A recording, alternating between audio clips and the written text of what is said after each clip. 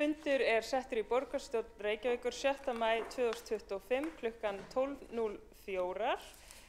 Forsætisnefnd samþykkti á síðasta fundi sínum að fyrirkomulag borgarstjórnarfunda þegar ársreikningur Reykjavíkurborgar 2024 verður afgreiddur að hann yrði afgreiddur með sama sniði og árin 2022 og 2023. Við fyrri umræðum ársreikning sem fer fram á fundi borgarstjórnar í dag taka einungis oddvitar til máls. Ræðutími þeirra verður rýmkaður í 30 mínútur en að öðru leyti gilda hefðbundnar reglur fundarsköp. Á dagskrá verður fyrri umræðum ársreikning auk fundargerða. Þá tekur til máls borgarstjóri Heiða Björg Hilmisdóttir og gengið til fyrsta máls á útsendri dagskrá.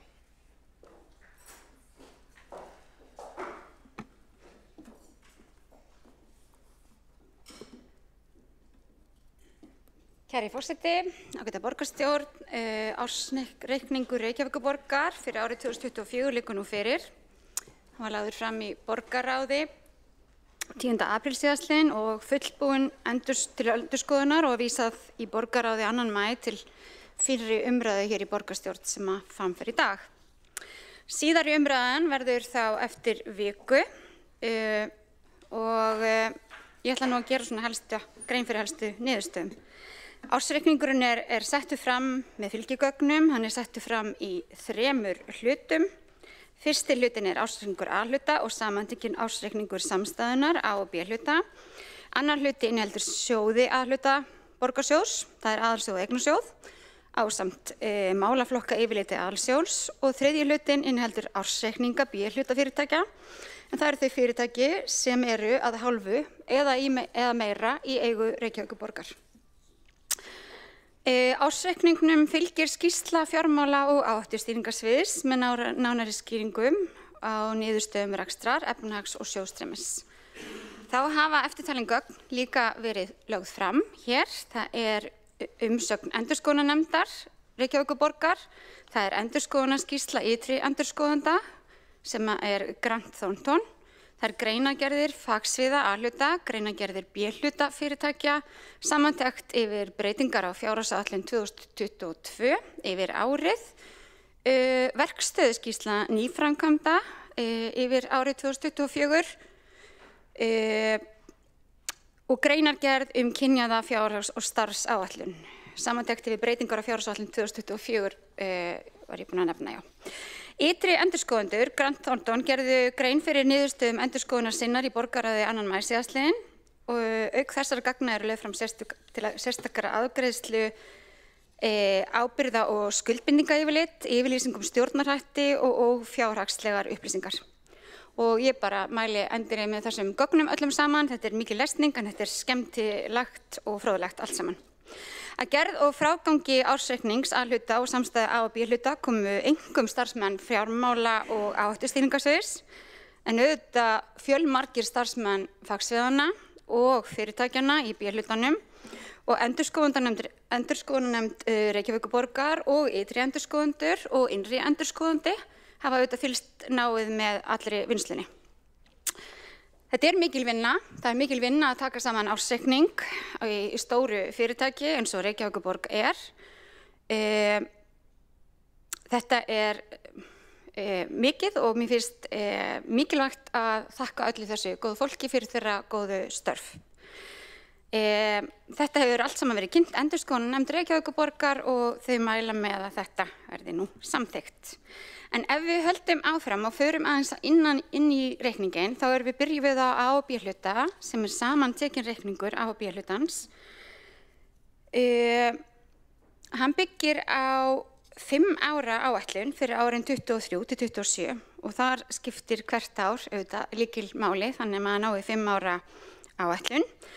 Við setjum okkur markmið og leggjum okkur fram við að forgangsraða fjárfestingum og þjónustu fyrir fólki í borginni.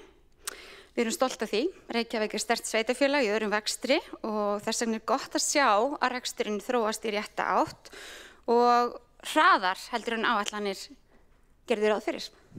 Þannig ég mun fara yfir þetta í dag og halda mig svolítið við stóru myndina og reyna að tala hratt en samt skýrt. Hér í rauninni helstu niðurstöður ef við tökum samantekinn reikning. Það ekstra niðurstaða samantekins reiknings A og B-hluta var jákvæð 10,7 milljarða sem var 14,1 milljarði betri niðurstaða en árið 2023. Rekstrar niðurstaða fyrir fjármagnsliði og afskriftir sem EBITDA var jákvæð 63 milljarða sem 15 milljörðum betri niðurstaða en árið 2023. Og EBITDA í hlutfalli af tekjum var 23% og hækkar 4 stig á milli ára. Skuldaviðmið lækkar 6 stig á milli ára og 104% í hlutfalli af tekjum. Með Orkuveitu Reykjavíkur væri skuldaviðmið þó 153% í hlutfalli af tekjum. Svo því sé haldið til haga en við hins vegar fylgjum lögum og reglum og teljum fram samkvæmt því. Ef við berum saman rekstrarliði árið 23 og 24 þá má sjá að tekjur ársins voru tæpum 26 milljörðum eða 10,3% lægri en á árinu 23. Útsvarstekjur hækkuðu 7,5 milljarða milli ára sem aðeins minna en áætlað var og fasteignagjöld 1,9 milljarð og ég fer betur ofan í þessar tölur á eftir þegar við förum ofan í A-hlutan betur. Framlag jöfnunarsjóðs hækkaði 3,6 milljarða og aðrar rekstrartekjur hækkuðu 12,8 milljarða. Þar hefur hækkun tekna Orkuveitunnar 5,6 milljarða meðal annars vegna hærri tekna heitu vatni og rafmagni, auk þess sem það tekjur A-hluta af sölu byggingaréttar voru rúmum 3 milljörðum hærri en árið áður. Rekstrargjöld án afskrifta jukust 10,4 milljarða eða 5,1% á milli ára og launakostnaður hækkaði milli ára 7,8 milljarða. Lífeyrisskuldbinding var tekjufærsla upp á 758 milljónir en var 4 milljarða gjaldfærsla árið 2023. Ástæðuna fyrir tekjufærslu má að mestu rekja til meiri ávöxtunar eigna lífeyrissjóðsins sem var nú LSRB og við ákveðum að leggja niður hér í borgarstjórn og gera að R-deild inn í brú. Annar rekstrarkostnaður hækkaði 7,4 milljarða á milli ára, fjármagnsgjöld lækkuðu 3,5 milljarða milli ára. Ég vek athygli á því að heildareignir A og B-hluta Reykjavíkurborgar nema nú 979 milljörðum. Eiginfjárhlutfall Reykjavíkurborgar samstæðu þegar við tökum saman A og B-hluta 46,4% og hreinar vaxtabyrjandi skuldir 372 milljarðar. Hér sjáum við mynd rekstrar, við sjáum hér þróun rekstrar niðurstöðu A og B-hluta og þróun EBITDA-nar frá árinu 2020. Við sjáum að þetta allt saman að þróast í betri átt. Við vissum auðvitað ekki af áföllum sem komi upp áriðsins 22 en engar síður þá gengur þetta samkvæmt áætlun. Hér má sjá frávik rekstrarniðurstöðu A og B-hluta samantekin og frávik frá áætlunum með viðaukum. Þá erum við með áætlun 24 og hvernig það ár breyttist. Við sjáum að rekstrarniðurstaða A og B-hluta var 3 milljörðum betri en áætlað var í fjárhagsáætlun og rekstrarniðurstaða fyrir fjármagnsliði og afskriftir 6,2 milljörðum betri. Ef að rekstrarliðir eru bornir saman við áætlun með viðaukum, þá voru skatttekjur og tekjur á jöfnunarsjóði 315 milljón krónum undir áætlun sem skýrist af því að staðgreiðsla útsvars hækkaði minna en gert var ráð fyrir í áætlun. Þjónustutekjur 4,1 milljarður króna yfir áætlun, sala byggingaréttar 1,5 milljarður yfir áætlun en á móti koma söluhagnaður eigna var 1,5 milljarð undir áætlun. Nú laun og launatengd gjöld voru 2,3 milljörðum innan áætlunar. Annar rekstrakostnaður var hins vegar 3,7 milljörðum yfir áætlun sem má rekja til hærri rekstrakostnaðar hjá A-hluta, Orkuveitu og Sorpu, auk þess sem innri viðskipti í samstæðu voru meira en áætlað var. Breyting lífeyrissjóðsskuldbindinga 2,9 milljörðum innan áætlunar, gangurisbreytingar hjá Orkuveitunni þróast með öðrum hætti en gert ráð fyrir í fjárhagsáætlun, enduðu með 413 milljóna gjaldfærslu en í áætlun var gert ráð fyrir 1,7 milljarða tekjufærslu. Hækst hefur á hækkun fasteignaverðs og matsbreyting fasteigna félagsbústaða 2,8 milljörðum króna en var 2,5 milljörðum lægri en áætlað var. Þetta sjáum við allt á þessari fallegu mynd. Ef við horfum á fjármagnsliðina þá var fjármagnsliður A- og B-hluta neikvæður tæpa 26 milljarða, vaxtagjöld og verðbætur 29 milljarðar og þar af voru verðbætur 13 milljarðar og frá ársbyrjun hækkaði vísitala neysluverðs 4,75 samanborðið við það sem gert var ráð fyrir í áætlun sem var 5,6%. Þannig að fjármagnskostnaðurinn lækkaði og var 3,4 milljörðum lægri á árinu heldur en árið á undan. Þar munar auðvitað mestu lægri vaxtagjöld og verðbætur og ég held að þarna megi sé árangur þeirra ákvarðana að standa samkomulega á vinnumarkaði hóflega launahækkanir og aðgerðir til að styðja barnafjölskyldur á móti því að við höfum séð að það hefur skilað lægri verðbólgu og þar með vöxtum. Meðalverð á álverði hafði hækkað 6,6% á árinu 2024 og gjaldfærsla vegna innbyrðar álafleiðu í orkusamningum nam 1,2 milljarði króna. Gangverðisbreytingar innbyggðra áleiðla í orkusölu samningum álafleiðan svo kölluð. Gengismunur hjá Orkuveitu hafa jafnan mikinn áhrif á fjármagnslegt A- og B-hluta og í ár var gjaldfærsla vegna álafleiðu 1,2 milljarðar en tekjufærsla vegna gengismunar nam 813 milljónum króna. Þetta sjáið þið hér á þessari mynd. Matsbreytist fjárfestingaeigna sem eru verðbreyting á þeim fasteignum sem félagsbústaðir sem eru ætlaðar til útleigu fylgir fasteignamati og getur sveiflast eins og meðfylgjandi mynd sýnir. Matsbreyting fjárfestingaeigna á síðastliðnu ári voru 2,8 milljarðar króna eða 2,5 milljörðum lægri en áætlað var en það hefur hækst á hækkun húsnæðisverðs sem við gleðumst líka yfir sem er eitt af því sem við stefndum að. A- og B-hluti samantekinn reikningur handbært fé hækkaði á árinu 7 milljarða, veltufé frá rekstri 40,3 milljarða, fjárfestingar brúttó námu 58 milljörðum, greitt gatnagerðargjöld og seldur byggingaréttur 8,3 milljörðum, lántaka og nýstofnframlög 51,8 milljarði á árinu og afborganir lána og leiguskulda 32,5 milljörðum króna.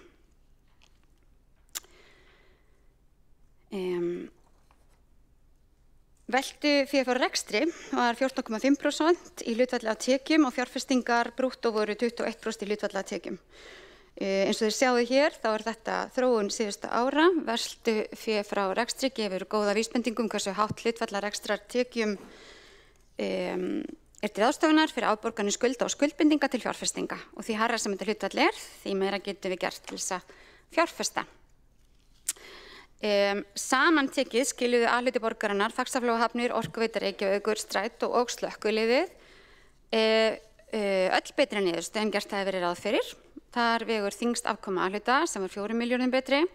Afkoma félagsbústa og Sorpu var hins vegar undir áætlunum en það skýrist af því að matsbreytingar fjárfestinga voru lægri en spáð hafi verið þótt að EBITDA félagsbústa hafi verið sterkari en áætlað var. Lakari afkoma Sorpu má rekja til afskrifta umfram áætlanir. Ef við skoðum jafnvægisviðmið A- og B-hluta samkvæmt sveitarstjórnarlögum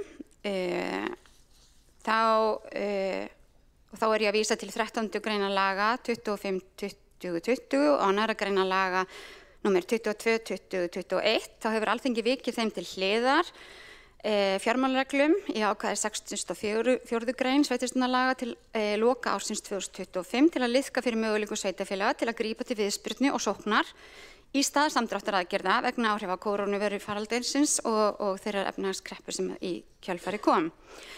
En samkvæmt þeirri grein engu að síður ef að hún væri þá gerum við grein fyrir henni hér þar sem að við gerum ráð fyrir að hún taki nú gildi í lok þessa árs.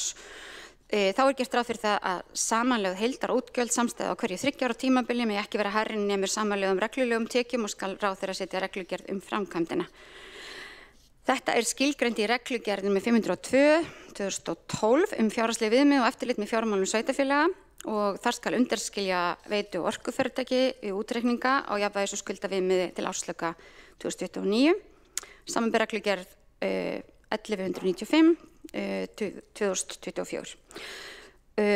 Við sjáum það að jafnvægisviðmið Reykjavíkurborgar án Orkuveitu Reykjavíkur jákvætt 4 milljarða.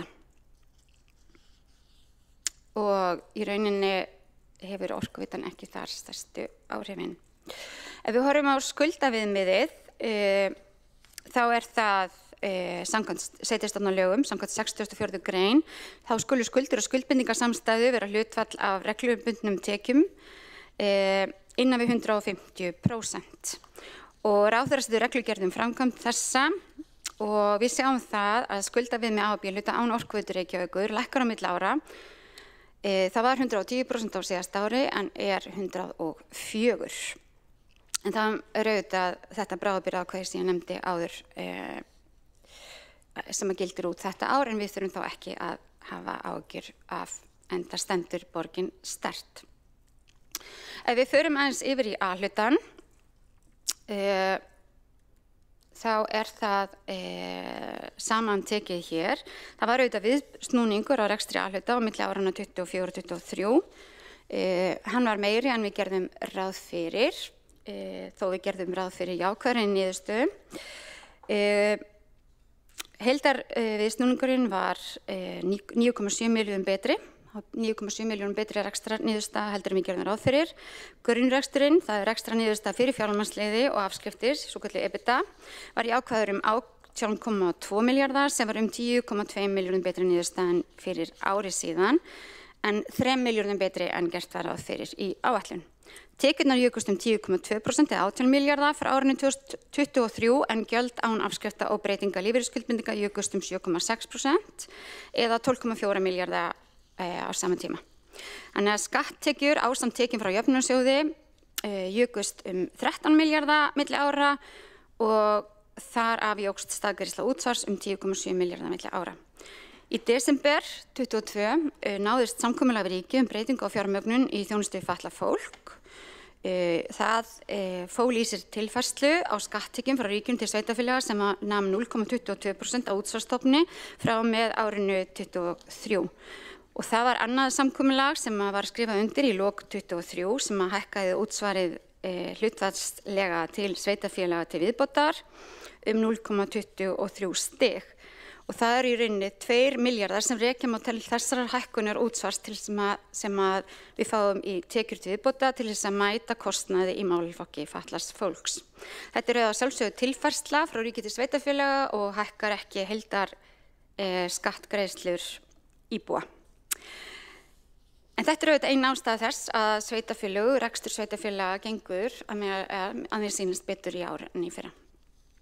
Nú fasteignaskattar hækkuðu 1,9 milljarða milli ára, laun og launatengd gjöld hækkuðu 6,4 milljarða á milli ára en nýir kjarasamningar við nokkur stéttarfélög hafa hér nokkur áhrif sömuleiðis á hækkun útsvars. Við erum nú búin að semja við langflesta á okkar starfsfólki til lengri tíma sem auðvitað eykur líka hvernig við getum áætlað til framtíðar.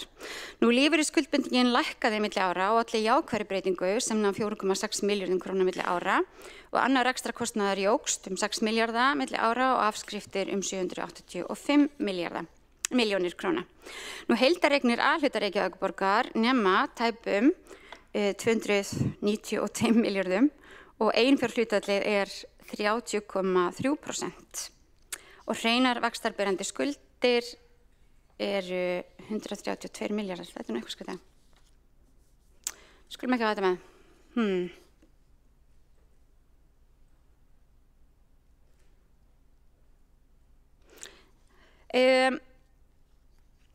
Í fjárhagsáætlun var rekstrarniðurstaðan, ef við förum í hana, rekstrarniðurstöðu A-hluta. Í fjárhagsáætlun var gert ráð fyrir því að rekstrarniðurstaðan yrði jákvæð 650 milljónir króna á árinu. Rekstrarniðurstaða A-hluta var 4 milljónum betri en áætlað var. Samanlagt voru skatttekjur og jöfnunarsjóðstekjur að mestu í samræmi við áætlanir.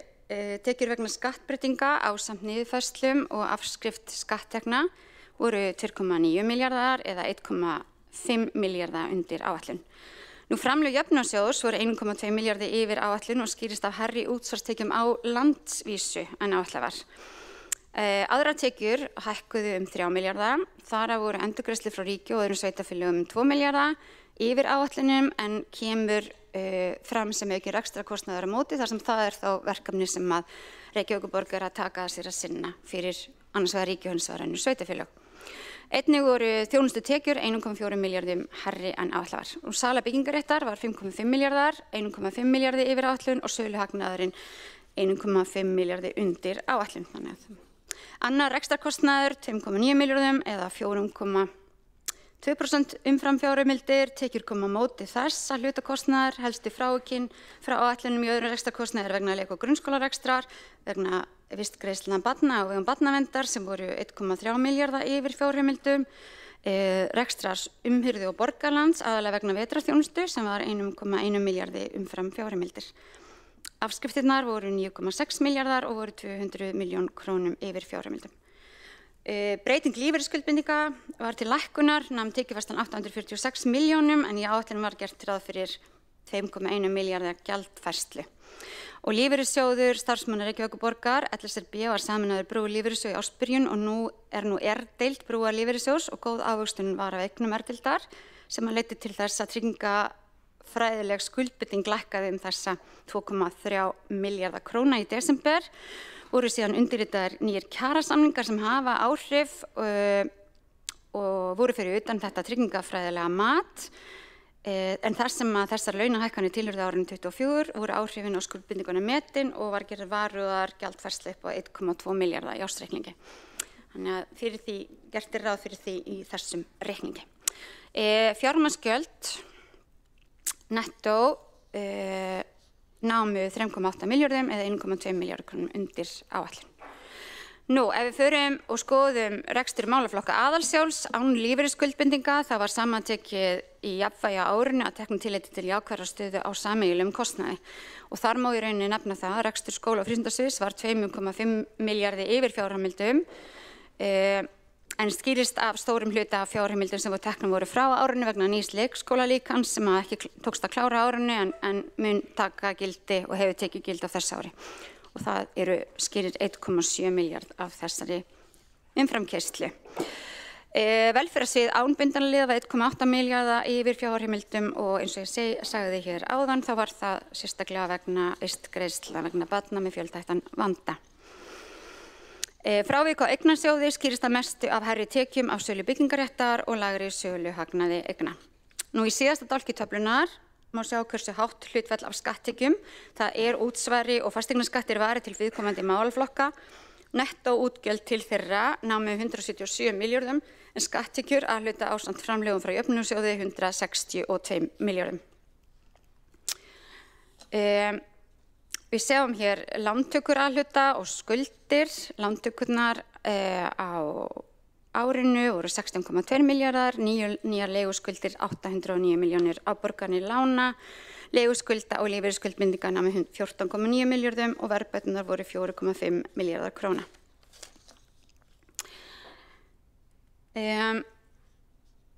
Handbært fé hækkaði milli ára 645 milljónir, veltufé frá rekstri nam 12,2 milljörðum og var 6,3% til hlutfall af tekjum. Fjárfestingar að frádregnum seldum eignum námu 19,2 milljörðum, greidd gatnagerðargjöld sala byggingaréttar 8,3, lántaka ársins 16,2 og nýjar leiguskuldir 809 milljónir, afborganir lána og leiguskulda 13,3 milljarðar. Við sjáum hér skuldbindingar A-hluta vegna B-hlutafyrirtækja 75,2 milljarðar og hafa lækkað talsvert síðustu ár eins og þið sjáðu hér á þessari mynd. Hér má sjá að veltufé frá rekstri hefur verið að styrkjast á síðustu 2 árum og nokkurn veginn á pari við fyrri 2 ár, 23-24. En fóru auðvitað verulega niður þar á eftir þegar við vorum í aðgerðum eftir COVID. Ef við horfum á mælikvarðana, því að við erum auðvitað undirliggjandi fjárhagsáætlun og við erum með fjármálastefnu og í henni sett fram markmið fyrir tímabilið 23-27 og taflan sem hér birtist sýnir árangur mælikvarða Reykjavíkurborgar. það gert ráð fyrir henni í stefnunni að við náum markmiðum okkar árið 2025. Stöðugildi A-hluta voru það var óveruleg breytinga á fjölda stöðugilda á milli ára og stöðugildi A- og B-hluta miðað við ábyrgðarhluta Reykjavíkur voru sömuleiðis svipuð eða 9.760 en A-hlutin 8.606.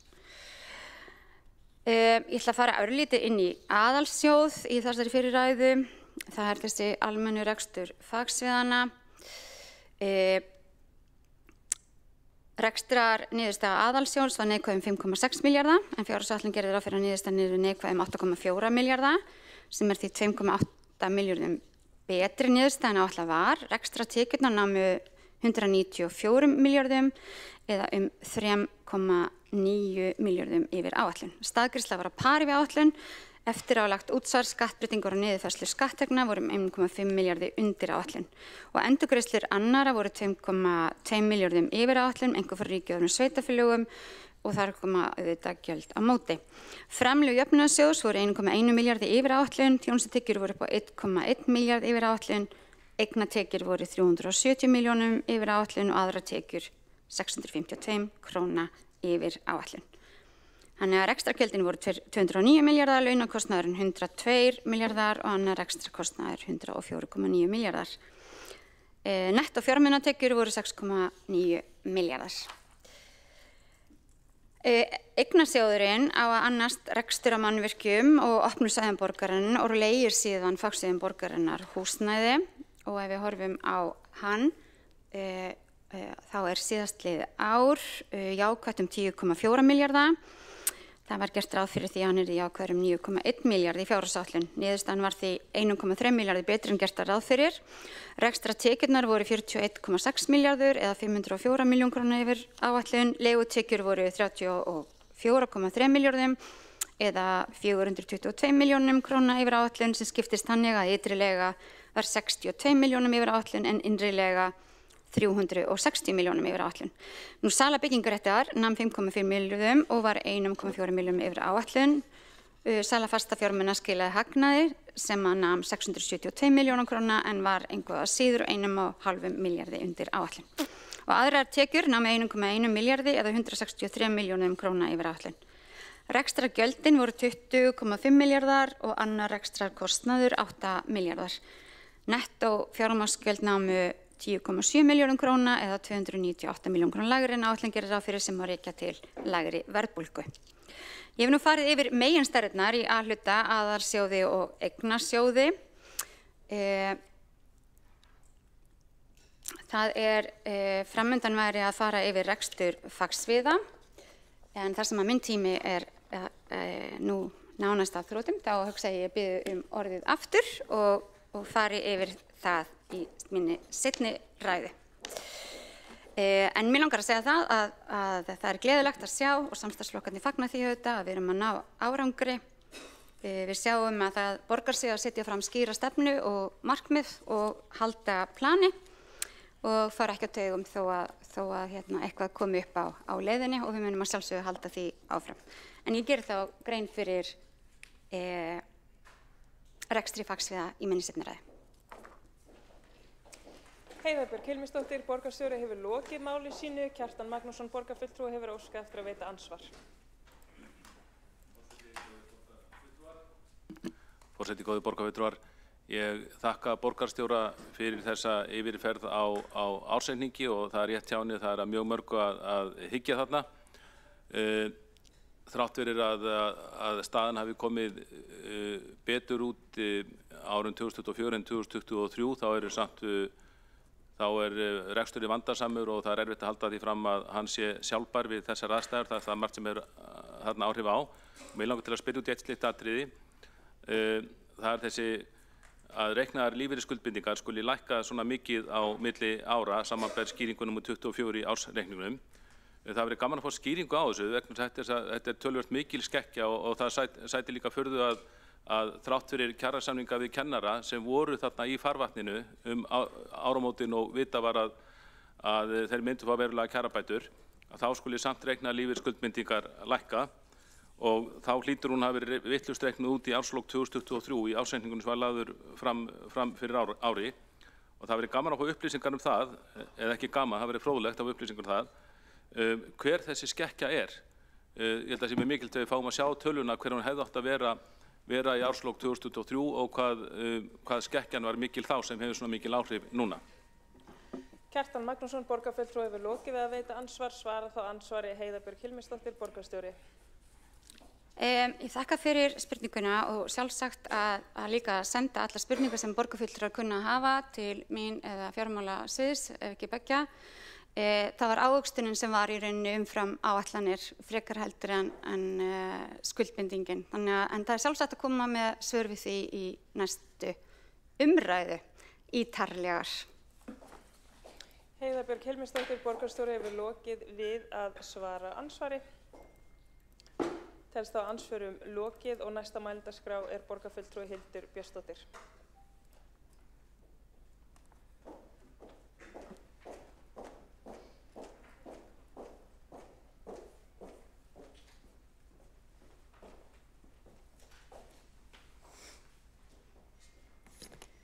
Forseti, ágæta borgarstjórn, við ræðum hér ársreikning Reykjavíkurborgar fyrir árið 2024 og áður en lengra er haldið inn í umræðuna og ég mun víkja sérstaklega máli mínu að rekstri A-hluta í þessum fyrri hluta umræðuna og svo við síðari hluta umræðu þá gefst frekara tækifæri til að ræða samstæðuna alla og kollega mínir munu líka koma og leggja orð í belg á þeirri stundu.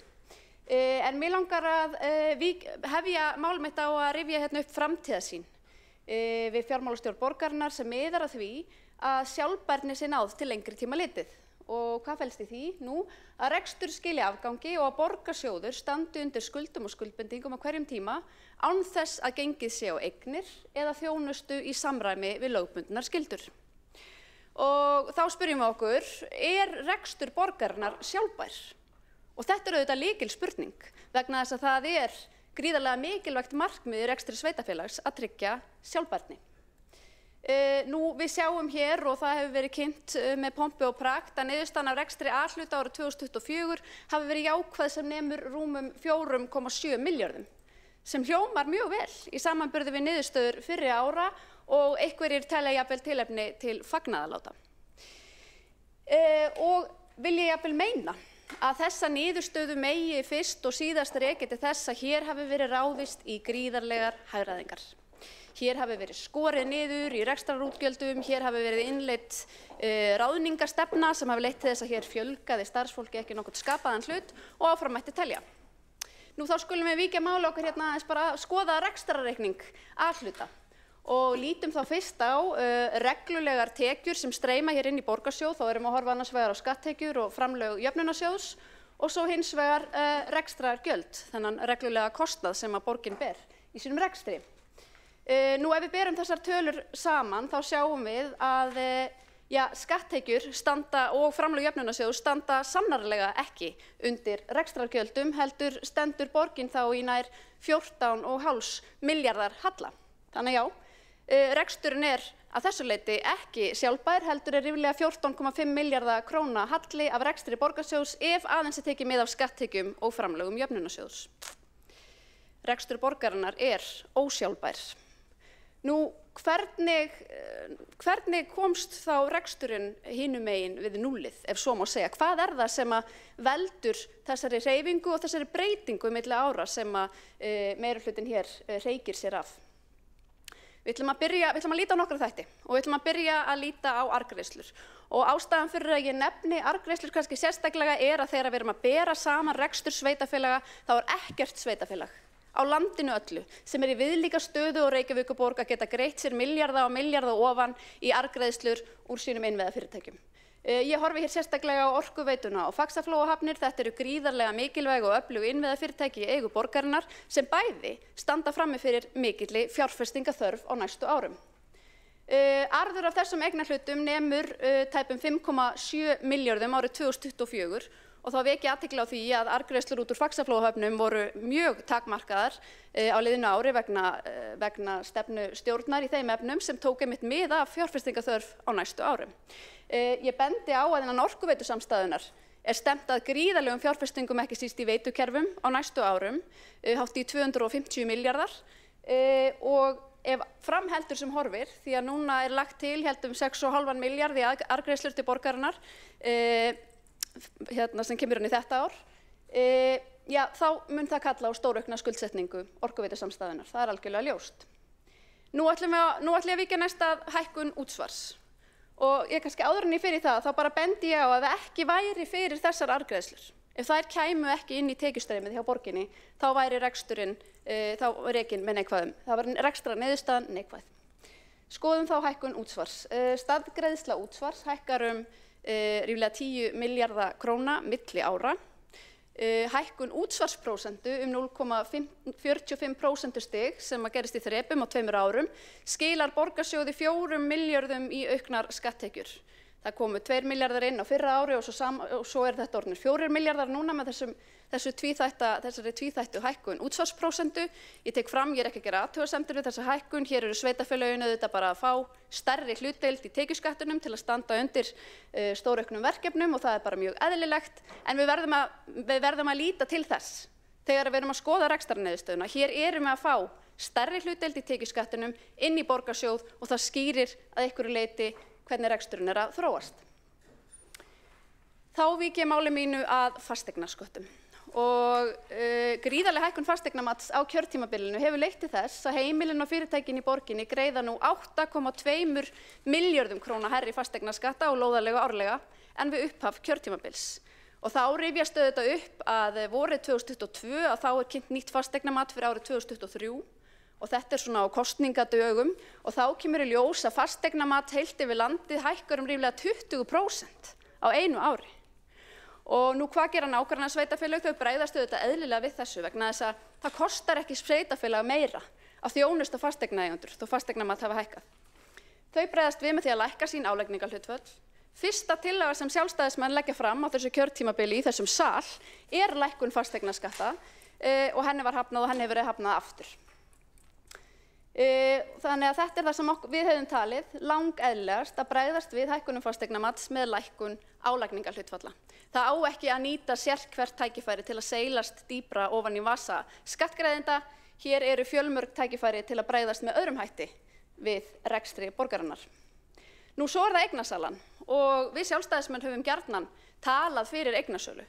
En það skiptir máli hvernig við verjum því sem til fellur eftir eignasölu. Hér var það kynnt einmitt að selja ætti Perluna. Ég held að það hafi verið áætlað í tvíganga að Perlan ætti að seljast og við höfum alltaf bent á að Perlan verður ekki selt tvisvar og hún verður ekki selt þrisvar og hún ekki enn selt.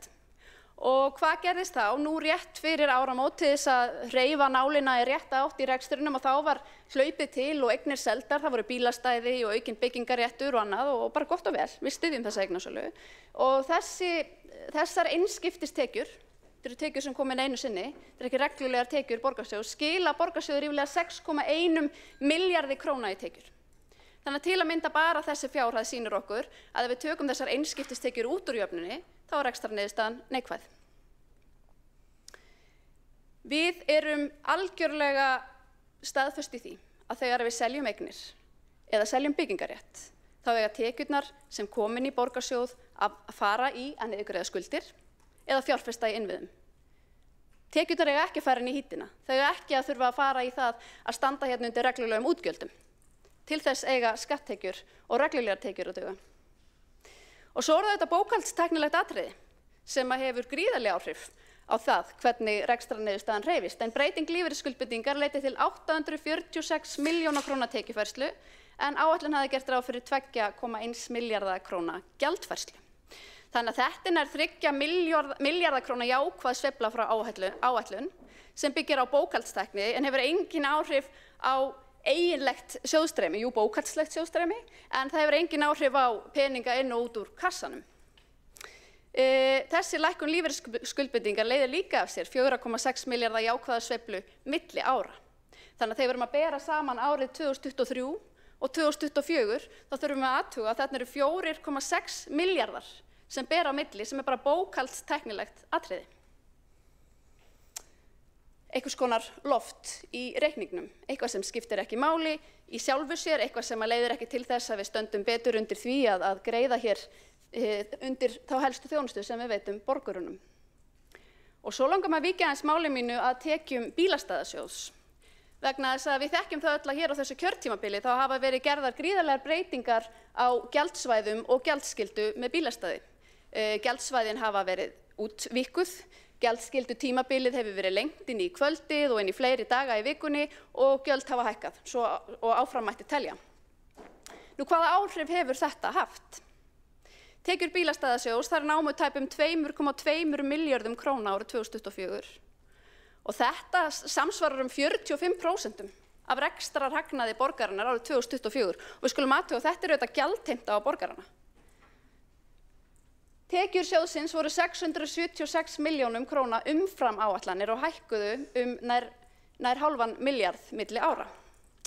Og tekjur bílastæðasjóðs hafa aukist ríflega 70% á kjörtímabilinu og ég nefni þetta vegna þess að ég að horfa hérna á hvað eru borgararnir að greiða í borgarsjóð og hvað fá þeir í staðinn. Og hér sjáum við hvernig skattheimta og gjaldtaka af íbúum stóreykst ár eftir ár eftir ár. Fólk borgar meira fyrir minna. Nú, hvernig skýrum við þá þennan meinta viðsnúning í rekstri sem hér fjallað Hvað það sem að hreyfði hér nálina? Nú, ég búin að nefna þessi atriði og við sjáum, nú ég bara að bera saman breytingar milli ára. Hér sjáum við hækkun útsvars milli ára, rúmlega 10 milljarðar, fasteignaskattar hækka milli ára 2,9 milljarðar tæplega, arðgreiðslur lækka milli ára, svo ég bara gæti sanngirni hér og það vegna breytinga hjá Faxaflóahöfnum.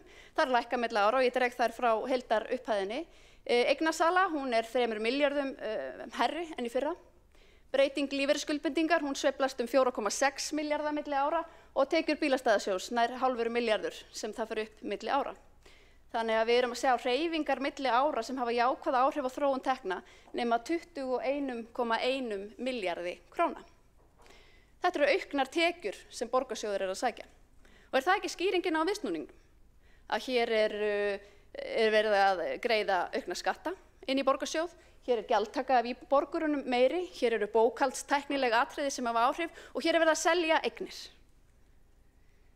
En hvað þá með rekstrakostnaðinn? Hvernig fór með þessar hagræðingaaðgerðir sem hér voru boðaðar og voru svo stórkostlegar og áttu að vera einhverjar þar mestu frá hruni? Voru það ekki þær sem áttu að hafa skilað þessum viðsnúningi eða hvernig var nú það? Nú, laun og launatengd gjöld hækka 6,5% milli ára og hér dugir ekkert að benda á kjarasamninga. Því hér voru undirritaðir stöðugleikasamningar sem miðuðu að hóflegum launahækkunum. Hér eitthvað meira, annað og meira sem kemur við sögu. Annar rekstrarkostnaður, hann hækkar 9% milli ára og samanlagt hækka þessi liður tæpa 12,5 milljarða milli ára. Vandi borgarinnar, hann nefnilega útgjaldavandi, ekki tekjuvandi, eins og okkur sjálfstæðismönnum hefur verið tíðrætt Þannig að hér var vissulega ekki hagrætt sem neinu nemur. Jú, við fengum inn allar þessar litlu sætu hagræðingatillögur frá meirihlutanum sem margar þurfti að bakka með og sem nýr meirihluti hefur einhverju leyti dregið tilbaka. En þær hreyfðu ekki nálina, hagræðingin, viðsnúningurinn, breytingin í rekstrinum, hún sótt í bókhaldstæknilega atriði og beint í vasa skattgreiðenda. Rýnum þá ákveðna stærð sem ég hef alltaf mikinn áhuga á. Það starfsmannafjölgun. Því hér hafa fulltrúar haldið því fram að starfsmönnum hafi ekki fjölgað eða stöðugildum hafi ekki fjölgað sem svona haganlegt orðaval. Nú, ég ætla að minna hérna á þessa línu sem voru ákveðin varnaðarorð frá fjármálaskrifstofu í fjárhagsáætlun fyrir 2023 ef ég man rétt. Þar sagði starfsmönnum borgarinnar hefur fjölgað á síðustu árum nokkuð umfram lýðfræðilega þróun. Og þar var bent á 25% fjölgun starfsmanna á 5 ára tímabili en yfir sama tímabil hafði íbúum aðeins fjölgað 10%. Og þetta þótti nokkuð svona, slæm þróun, óæskileg þróun. Þarna þurfti að bregðast við og meiri hluti í upphafi þessa kjörtímabils kynnti nýjar ráðningarreglur. Hér ætti ekki að ráða í ónauðsynleg störf og við ættum ekki að þurfa að sjá tölur af þessum toga. Hvernig var hins vegar þróunin árið 2024? Hjá A-hluta Reykjavíkurborgar voru starfandi 11.576 starfsmenn í árslok 2024 en þeir voru 10.681 við lok árs 2023. Nú þetta gefur okkur þann veruleika að starfsmönnum fjölgaði 895 eða 8,4% á síðastliðnu ári, en íbúum fjölgaði aðeins 1,9%. Fyrir hverja 2,8 einstaklinga, eða höfum þá 3, sem fluttu til borgarinnar var ráðinn 1 starfsmaður. Og ef við sýnum þetta svona myndrænt, þá fyrir hverja 140 íbúa sem fluttust til borgarinnar voru ráðnir 50 borgarstarfsmenn. Og ég held að það þurfi ekkert að vera sérlega talnaglöggur eða skynsamur til þess að átta sig á því að þetta ósjálfbær þróun, þetta óæskileg þróun og hér erum við að sjá starfsmönnum fjölga á áður óþekktum hraða. Hlutfallslega meiri fjölgun í samanburði við íbúafjölgun heldur en fjármálaskrifstofa varaði við í fjárhagsáætlun 23. Nú, við sjálfstæðismenn höfum í gegnum árin talað mikið fyrir hagræðingum og eignasölum og rekstrarútboðum og nú sjáum við fleiri flokka kynnast slíkar hugmyndir og sumar eru bara gamlar hugmyndir okkar sem hafa verið felldar og allt í góðu. Það bara alltaf ánægjulegt þegar fleiri koma á jákvæðan og uppbyggilegan vagn. Svo í stiklinu og stóru og tillögur okkar eru mun fleiri. Við höfum lagt til eignasölu, við höfum lagt til að Malbikunarstöðin Höfði, sala á henni verði undirbúin. Við höfum lagt til sölu ljósleiðarans og við höfum lagt til sölu á bílastæðahúsum borgarinnar, svo eitthvað sé nefnt. Þessi eignasala af þessum toga gæti skila borgarsjóði minnst tugum milljarða króna sem ætti verja til niðurgreiðslu skulda og innviða fjárfestinga.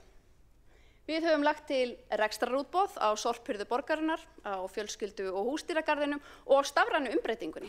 Vegna þess að núna starfa 180 manns við stafræna umbreytingu borgarinnar. Það gríðarlegur fjöldi. Það hefur verið nefnt að hér sé ekki stærsta hugbúnaðarhús landsins og það hlýtur að vera áhyggjuefni. Og ég veit að eitthvað af þessu útvistað en það hljóta að vera fleiri tækifæri til að útvista verkefnum. Nú við höfum líka í gegnum tíðina lagt fram margvíslegar hagræðingatillögur. Við höfum talað fyrir fækkun borgarfulltrúa. Mun eðlilegra væri að fjöldi borgarfulltrúa væri 15 eins og áður var heldur en 23 og við sjáum ekki að hag borgarinnar sé einhvern veginn betur borgið með 23 fulltrúum. Við höfum lagt til óháða stjórnkerfisúttekt með það fyrir augum að hagræða hér verulega í rekstrinum. Við höfum lagt til að mannréttinda- og lýðræðisskrifstofa verði aflögð og ýmis verkefni hennar farið undir velferðarsvið og við höfum lagt til að hagrætt yrði í miðlægri stjórnsýslu. Og við höfum lagt til tekjuaukandi aðgerðir líka að fjölga hér íbúðarhúsa og atvinnulóðum og að styðja betur við verðmætasköpun í borginni. Og það eitthvað sem vantar allverulega í þennan meirihluta sem nú hér starfandi, að styðja við fyrirtækin í borginni sem skapa hér verðmætin sem eiga að standa undir allri velferðinni sem hér boðuð.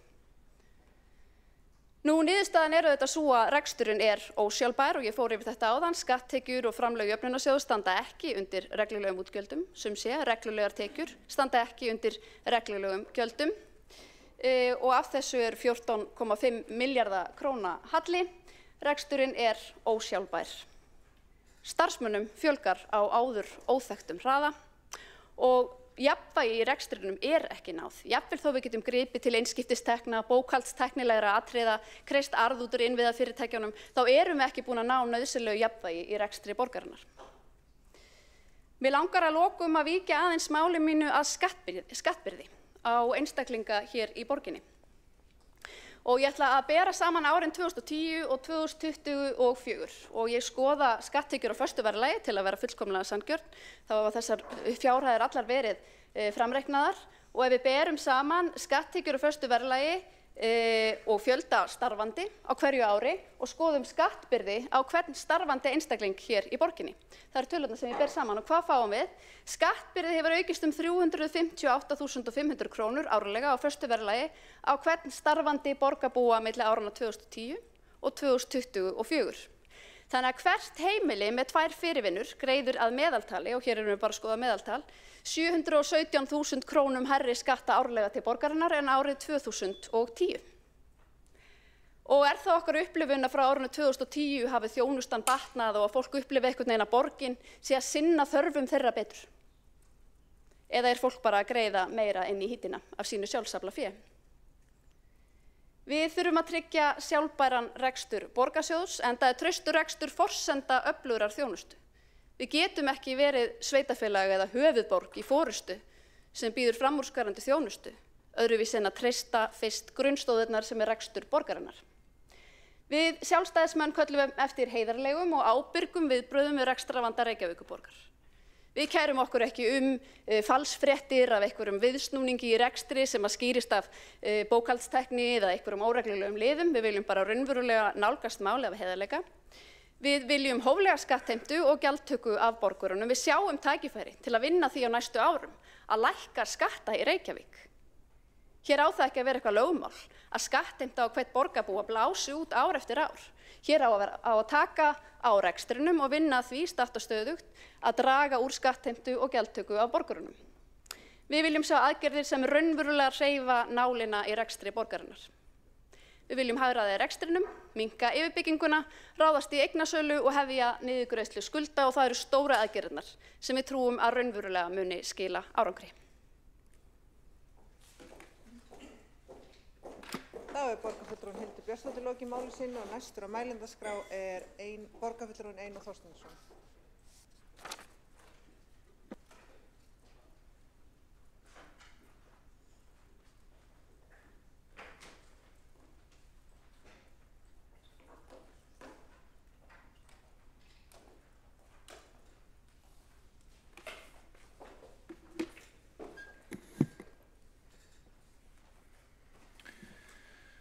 Forseti, ágæta borgarstjórn.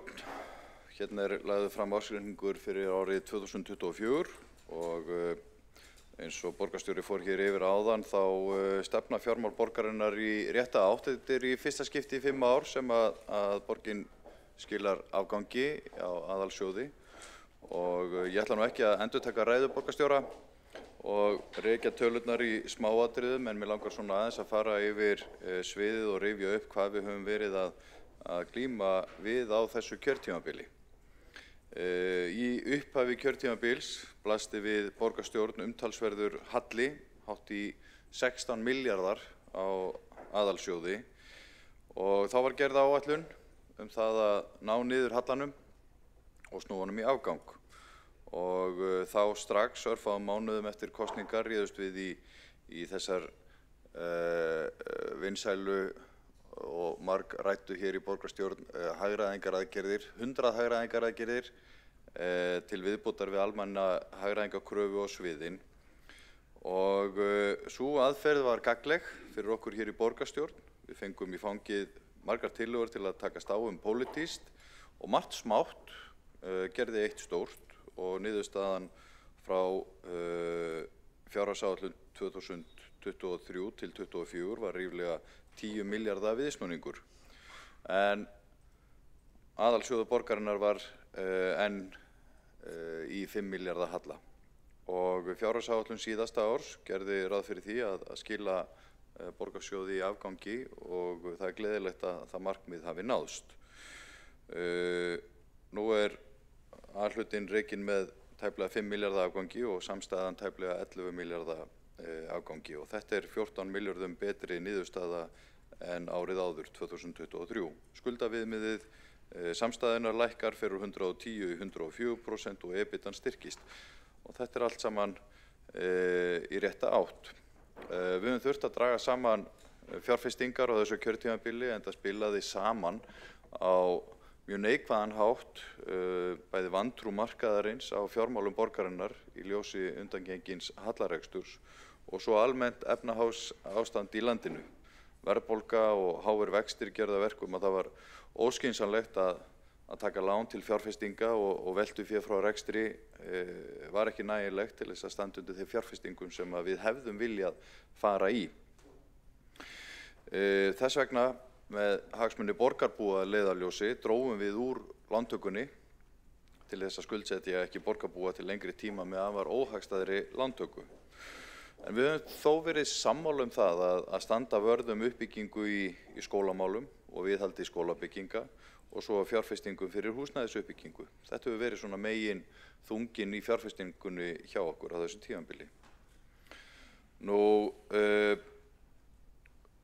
Stærstur hluti útgjalda borgarsjóðs eru laun til starfsmanna og við munum umræðuna hér í upphafi kjörtímabils þar sem var mjög til umræðu fjölgun starfsmanna og aukin launakostnaður og við vitum það náttúrulega að starfsmenn borgarinnar eru hjartað í öllu sem við gerum og þeir eru lykillinn að góðri þjónustu við borgarbúa.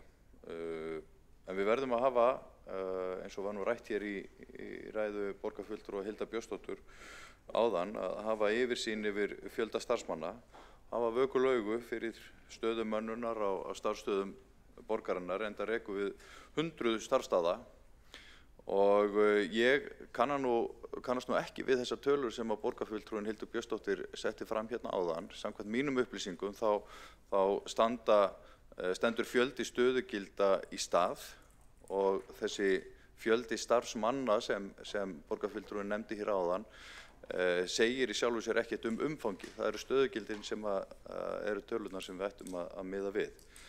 Enda varpa þau ljósi á umfang útgjaldana. Og eitt af því sem hefur stutt mjög við það verkefni að ná niður hallarekstrinum bætt yfirsýn yfir mönnun og öguð vinnubrögð á sviðum borgarinnar þegar kemur að ráðningum. Og þarna skipta mestu ráðningarreglur sem við innleitum og sviðunum ber að fylgja og svo ráðningarnefnd sem skoðar þróunina reglulega og hefur yfirsýn. Og niðurstaðan svo að fjöldi stöðugilda stendur í stað, þrátt fyrir íbúum fjölgi.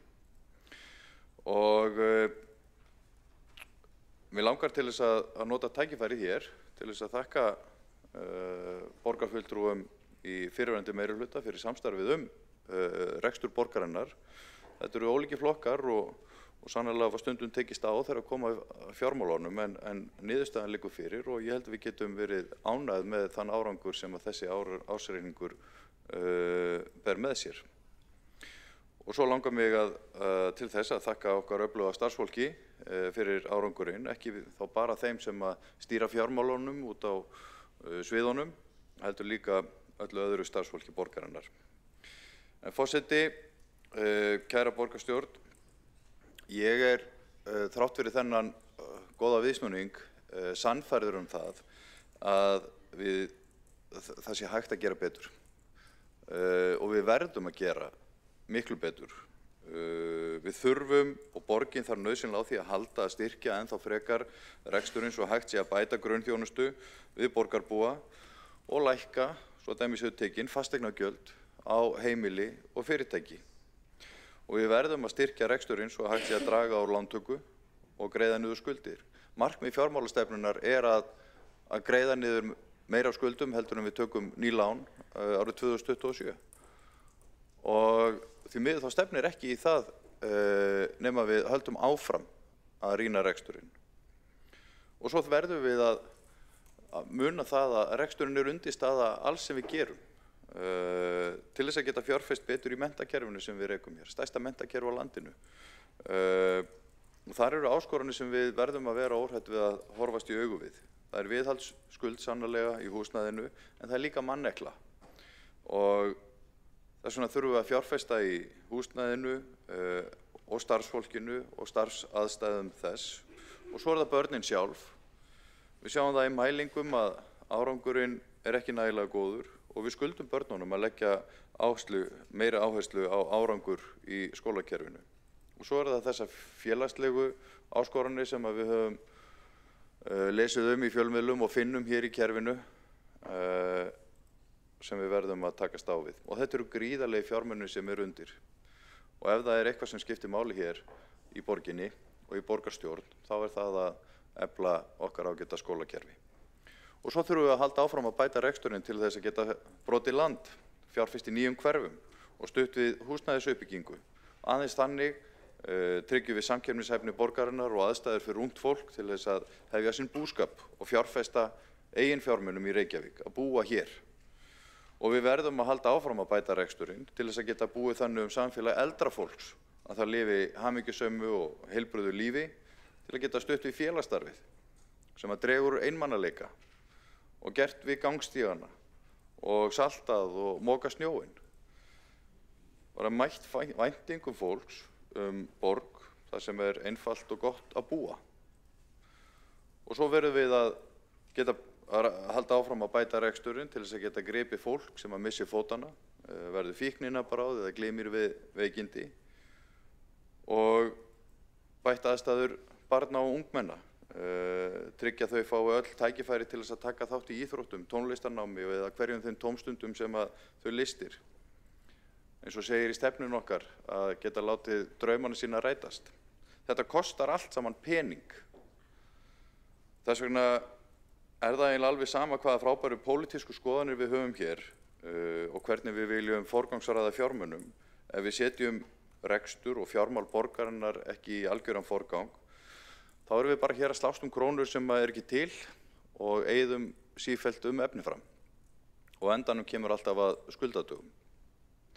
Þannig að þó að þessi ársreikningur verið með sér viðsnúning, þá er verkinu alls ekki lokið. Við þurfum að halda áfram og ég vona það að núverandi meirihluti haldi áfram á sömu braut, haldi fast við fjármálastefnu borgarinnar og þau viðmið sem þar eru og borgarstjórn öll láti ekki spenningin fyrir kosningaári skekkja miðið að markmiðinu, að takmarkinu sem eru langtíma hagsmuni borgarbúa sjálfbæran rekstur borgarsjóðs.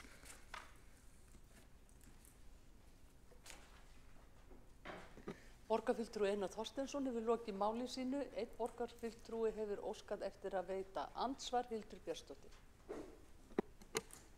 Forseti, ágæta borgarstjórn, ég nýti andsvari til að svara spurningu borgarfulltrúa Einars Þorsteinssonar, en hann spyr hvaðan þessar starfsmannatölur koma. Það birtast í skýringu 4 með ársreikningi, en þar kemur fram og upplestur hefst með leyfi forseta: hjá Reykjavíkurborg A-hluta voru 11.576 starfsmenn í árslok 2024 en voru 10.681 í lok árs 2023.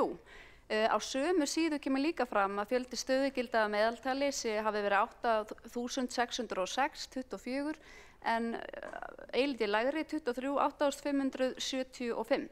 Þannig að stöðugildum fjölgaði eitthvað, en ég vil benda og það er hægt að leika sér eilíflega með stöðugildi. Það er hægt að ráða fólk í hálaunastörf í 70–80% stöðugildi, hækka það launaflokka og allt slíkt. Þannig að þarna er augljóslega eitthvað leikur á tölum hjá allavega þáverandi meirihluta, en starfsmannatölurnar tala sínu máli. Borgarfulltrúi Hildur Björnsdóttir hefur lokið við að veita andsvar. Þá svarar andsvari borgarfulltrúi Einar Þorsteinsson. Forseti, ágæta borgarstjórn, já, ég bara þakka fyrir svarið. Ég horfði einmitt á þessar tölur hér, fjöldi stöðugilda að meðaltali 8.606 og svo 8.575 og ég held að þetta séu tölurnar sem endurspegli best útgjöld og launakostnað borgarinnar. Borgarfulltrúi Einar Þorsteinsson hefur lokið við að svara andsvari. Þá veitir andsvar öðru sinni borgarfulltrúi Hildur Björnsdóttir. Ég ítreka þá óæskilegu og ósjálfbæru þróun að fyrir hverja 2,8 íbúa sem flytja til borgarinnar hafi verið ráðinn 1 borgarstarfsmaður á árinu 2024. Það er áður óþekktur hraði í fjölgun starfsmanna og eitthvað sem þarf að bregðast við. Borgarfulltrúi Hildur Björnsdóttir hefur lokið við að veita andsvar og þá svarar andsvari öðru sinni borgarfulltrúi Einar Þorsteinsson.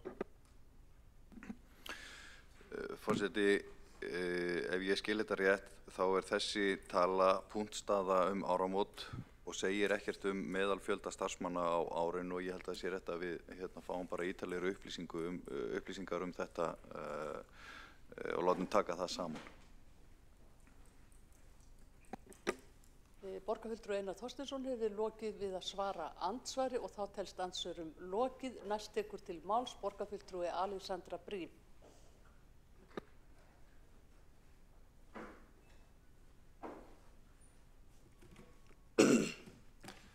Forseti, borgarstjórn og aðrir áheyrendur. Nú er ársreikningur borgarinnar fyrir árið 2024 komin út og það vefst ekki fyrir neinum að þetta er mjög jákvæður ársreikningur. Borgarstjóri fór bara mjög vel yfir það hér áðan. Það sem mér finnst mikilvægt að leggja áherslu á er árangurinn sem þessi ársreikningur sýnir. Og þetta er árangur sem er í samræmi við þá áætlun og þær aðgerðir sem að borgarstjórn lagði sameiginlega upp með árið 2020 þegar að COVID-faraldurinn gekk yfir. Og hann hafði mikil áhrif á borgina, okkar tekjur, íslenskt samfélag og heiminn allan. Þessi ársreikningur sýnir að sú áætlun sem þá var lagt upp með er að ganga upp. Það finnst mér eiginlega best og því má alveg fagna. En þetta plan eins og sum muna var kynnt þverpólitískt á sínum tíma og kallaðist græna planið. Ég ætla ekki að fara of mikið út í smáatriðin á því plani, en grundvallaratriðið í því snerist þá veigamiklu en mikilvægu ákvörðun að draga ekki saman seglin í COVID, heldur halda upp í öflugu þjónustustigi, stuðla að því með okkar krafti að minnstakosti að hagkerfið kólnaði ekki of mikið á þessum tíma, en í staðinn að reyna að vaxa út úr vandanum og draga þá frekar aðeins saman seglin þegar að COVID væri liðið. Það höfum við gert, það er það sem lagt var upp með og því var fylgt eftir. Áætlunin er að ganga eftir. Hún er að ganga hraðar og hún er að ganga betur en á horfðist og það er mjög gott. Orðrómar það að við höfum bara verið á einhverju óstöðvandi eyðslufylliríi af því bara og höfum svo hætt við bara þegar við vorum til neydd á ekki við nein rök að styðjast. Þetta var plan sem lagt var upp með. Ég veit það að því að ég var þar þegar að það plan var samið. Ég man hvað við ræddum við hvern og ég man af hverju við vorum öll sátt þetta plan. Við getum augljóslega og vissulega verið ósammála það hvernig átti að forgangsraða í átakinu í COVID eða hvernig ætti að forgangsraða við að draga saman seglin eftir COVID og hvort að það hefði getað gengið aðeins hraðar eða aðeins hægar með einhverjum öðrum aðilum, með öðrum flokkum. Augljóslega getum við alltaf verið ósammála það. En við getum ekki verið ósammála að þetta var planið og það er að ganga og það er verið að standa við planið. Stóru skilaboðin eru að samstaðan þessa áætlun hefur verið mikil. Hún hefur verið mikilvæg og ég nefni það aftur þvert á flokka.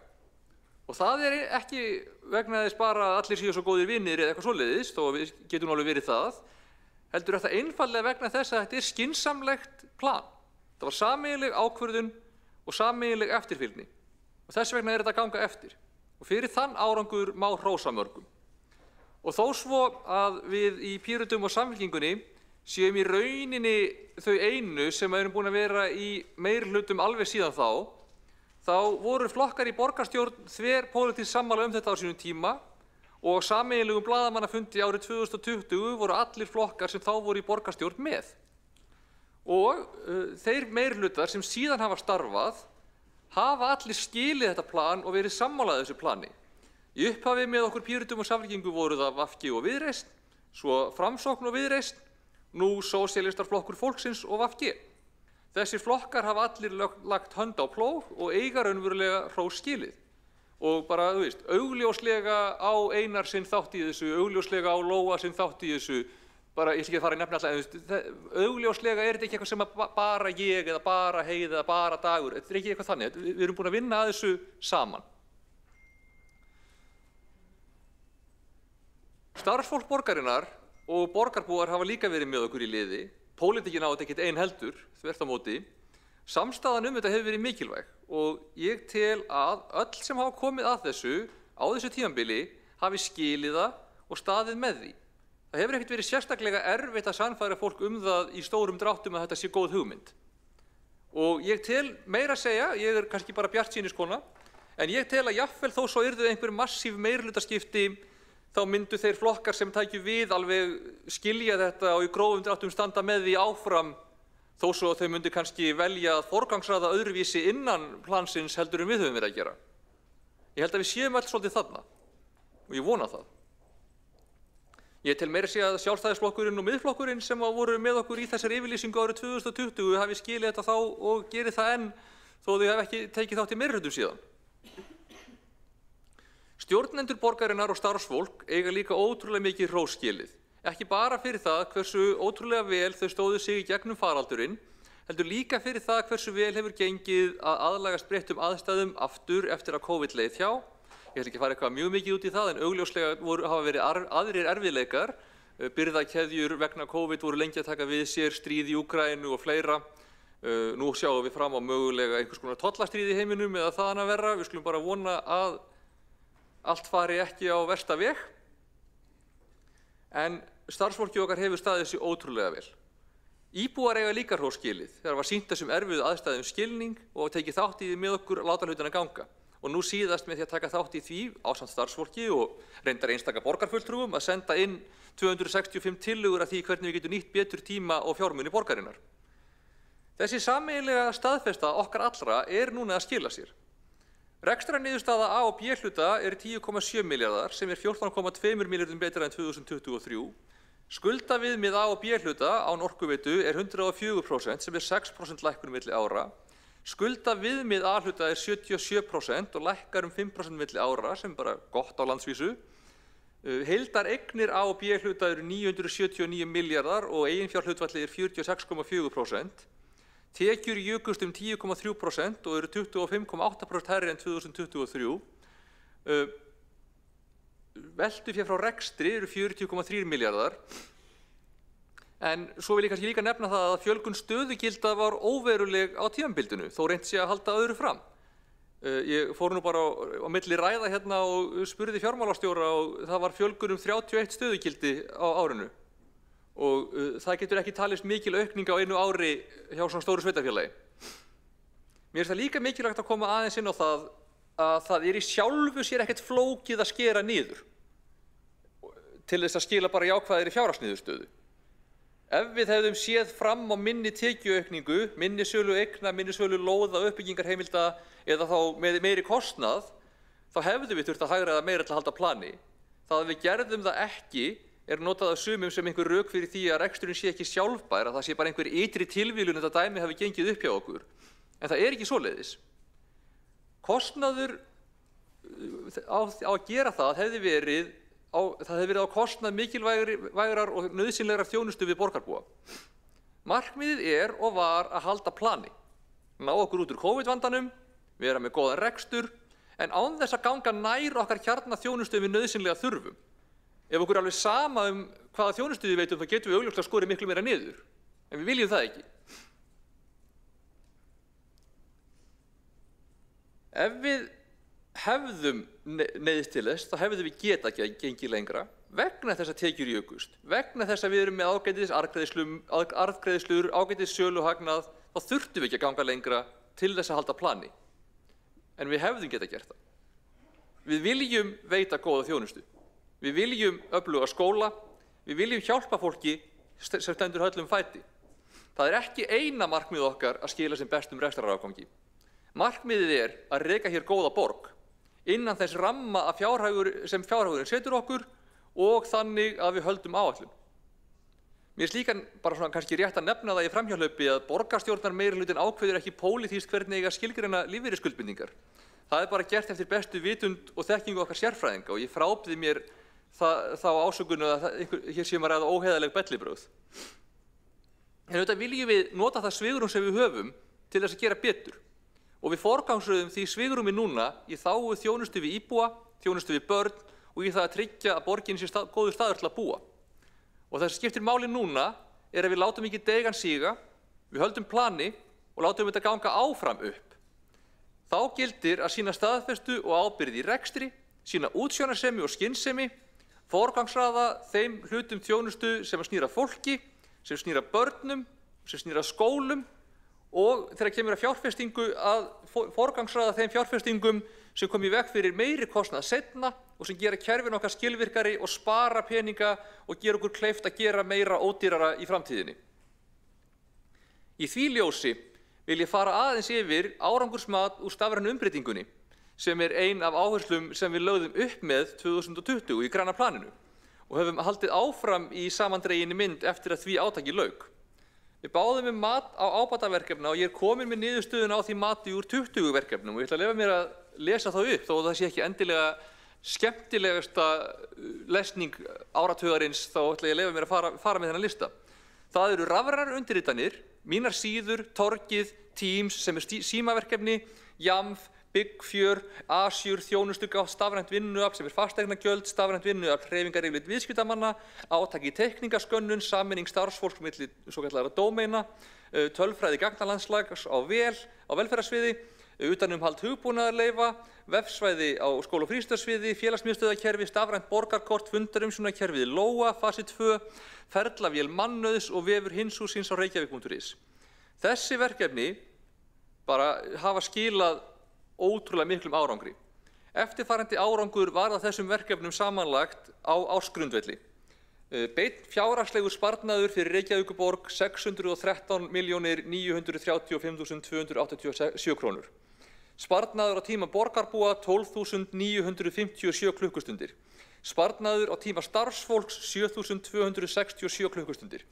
Samdráttur í akstri 330.193 kilometrar. Samdráttur í prentun 240.790 blaðsíður. Kolefnissparnaður 40.986 tonna kolefni. Þegar samfélagslegur sparnaður, svo sem tímasparnaður borgarbúa og starfsfólks umreiknaður í fjárhagslegan ávinning, nemur heildarsparnaður Reykjavíkurborgar 709 milljónum króna á ári. Það samsvarar samanlögðum sparnaði upp á 2,8 milljarða króna á 4 ára tímabili frá því að markvisst átak í stafrænni umbreytingu hófst. Bara fyrir þessi 20 verkefni, svo því sé haldið til haga, á 4 ára tímaramma. Og þetta ekki bara sparnaður, þetta líka þjónustubæting. Við erum að gefa fólki betri upplýsingar, við erum að spara því í sporin, við erum að hraða afgreiðslu. Og þetta kostar ákveðna fjárfestingu, vissulega, en við réðumst í hana á góðum tíma og núna ávinningurinn að skila sér. Framundan erum við með nýtt gagnalandslag borgarinnar sem sparar hundruði vinnustunda sérfræðinga í undirbúa módel fyrir áætlanagerðir, einfaldar alla vinnu, það staðlar gögn svo að þau nýtist þvert á kerfið.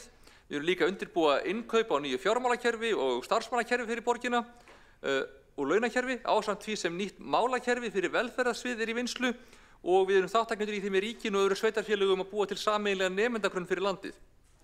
Stafræna umbreytingin sem í grunninn endurhönnun á þjónustu hjálpar okkur að nýta fjármagn betur, tíma starfsfólks, tíma borgarbúa, hún minnkar kolefnissporið, hún eyðir flöskuhálsum, við kaupum okkar lausnir í útboðum og aðlagum þær að okkar þörfum. Við erum ekki hér að reka hugbúnaðarhús eins og fólk sem þekkir illa til heldur fram. Við viljum auka samstarf við ríkið, við önnur sveitarfélög og Ísland.is og við hlökkum til að sjá á spilin hjá nýrri ríkisstjórn. Hvað hún ætlar að gera í stafrænni umbreytingu og hvað hún ætlar að gera í samþættingu kerfa og samþættingu þjónustu milli stjórnsýslustiga. Ég veit að það til mikils að vinna og það mikil ávinningur sem getur náðust. Og það mun vissulega kosta vissa fjárfestingu. Það ákveðin grilla sem að fólk stundum haldið að ef maður fari í samstarf þá muni kostnaður hverfa. Það ekki þannig. Hann getur orðið minni, ávinningurinn getur orðið meiri en þetta kostar alltaf vissa fjárfestingu. Þetta skilar sér þó sannarlega tilbaka ef vel haldið á spöðunum. Við stöndum saman í þessu, ekki bara í meirihlutanum heldur við öll og ekki bara pólitíkin heldur öll borgin. Og við erum með plan, við erum að standa við það. Og það skiptir máli núna að halda áfram að sýna skýra forystu og sýn. Við ætlum vissulega að gera enn betur í þjónustu, í skólu, í velferð. En við ætlum ekki að setja fjárhag borgarinnar í uppnám. Við erum mjög meðvituð það traust sem borgarbúar hafa sýnt okkur, þá ábyrgð sem fólgin í því að fá að fara með stjórn borgarinnar. Við ætlum að gera þetta áfram vel. Borgarfulltrúi Alexandra Briem hefur lokið máli sínu. Einn borgarfulltrúi hefur óskað eftir að koma upp í andsvari, Friðjón Friðjónsson. Forseti, takk fyrir að taka eftir mér. Mér langar til þess að spyrja borgarfulltrúan aðeins út í varðandi þessa stafrænu þróun sem við höfum verið í. Því að ég sé því miður ekki hvar sparnaðurinn hefur raun og veru komið fram. Starfsfólki hefur ekki fækkað. Kostnaður hefur ekki minnkað. Og mér langar bara til þess að fá að vita svona aðeins betur, hefur einhverjum verið sagt upp eða hafa starfsmönnum með einhverjum hætti fækkað vegna þessa stafræna ferils sem við höfum verið í. Borgarfulltrúi Friðjón Friðjónsson hefur lokið við að veita andsvar. Þá svarar andsvari borgarfulltrúi Alexandra Briem. Forseti, já, vissulega hefur verið beinn fjárhagslegur sparnaður. Bara þessum 20 verkefnum á ársgrundvelli eru það 613 milljónir. Það vissulega ekki alltaf þannig að fólki sé sagt upp þegar að vinnusparnaður verður. Það hins vegar þannig að það sparar okkur að þurfa að fara í frekari ráðningar. Það þannig að við getum unnið hraðar niður verkin sem að bíða eftir okkur. Það þannig að sérfræðingarnir okkar sem eru oft á háum launum geta einbeitt sér að kjarna starfsemi starfana sinna en þurfa ekki að eyða mjög miklum tíma í að kannski svara fyrirspurnum eða vinna hliðarverk sem er hægt að gera auðveldari eða hraðari með stafræn umbreytingu. Það þannig að við höfum getað fært verkefni milli staðsetninga í borgarkerfinu vegna þess að það losnaði svigrúm þegar að starfsfólk hafði meiri lausan tíma í stað þess að þurfa að ráða nýja eða bíða með verkefni. Þannig að ég myndi segja að það að þetta gat gengið ágætlega upp með svona lítil fjölgun stöðugilda á þessu ári hafi að minnstakosti verið að einhverjum hluta stafrænni umbreytingu að þakka. Borgarfulltrúi Alexandra Briem hefur lokið við að svara andsvari. Þá veitir andsvar öðru sinni borgarfulltrúi Friðjón Friðjónsson. Forseti, ég bara velta fyrir mér hefur starfsfólki í þjónustu til dæmis á skipulagssviðinu við það að núna má skila inn skjölum rafrænt og við þurfum ekki lengur að skanna inn. Hefur starfsfólki þar fækkað eða annar staðar í borgarkerfinu vegna þess að við sáum það á tölunum sem við vorum að horfa á áðan hjá borgarfulltrúa oddvita Sjálfstæðisflokksins Hildi Björnsdóttur, starfsfólki í borgarkerfinu hefur fjölgað. Þannig að hvar hefur þessi sparnaður komið fram í raun og sann? Borgarfulltrúi Friðjón Friðjónsson hefur lokið við að veita andsvar. Þá svarar andsvari borgarfulltrúi Alexandra Briem.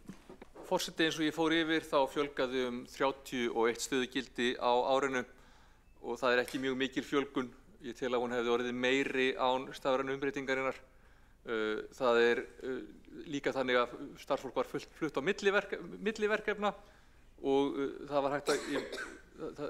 var hægt að taka verkefni til dæmis í svörun við íbúa þannig að þau færu ekki jafn mikið á sérfræðingarna sem að geta einbeitt sér að verkefnunum sínum og það ekki sjálfstætt markmið að fækka starfsfólki en frekar að geta komist hjá því að fjölga því.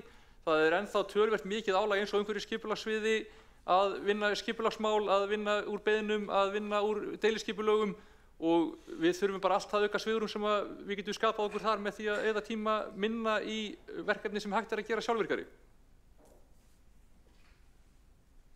Borgarfulltrúi Alexandra Briem hefur lokið við að svara andsvari öðru sinni og þá telst andsvörum lokið. Næst tekur til máls borgarfulltrúi Sanna Magdalena Mörtudóttir.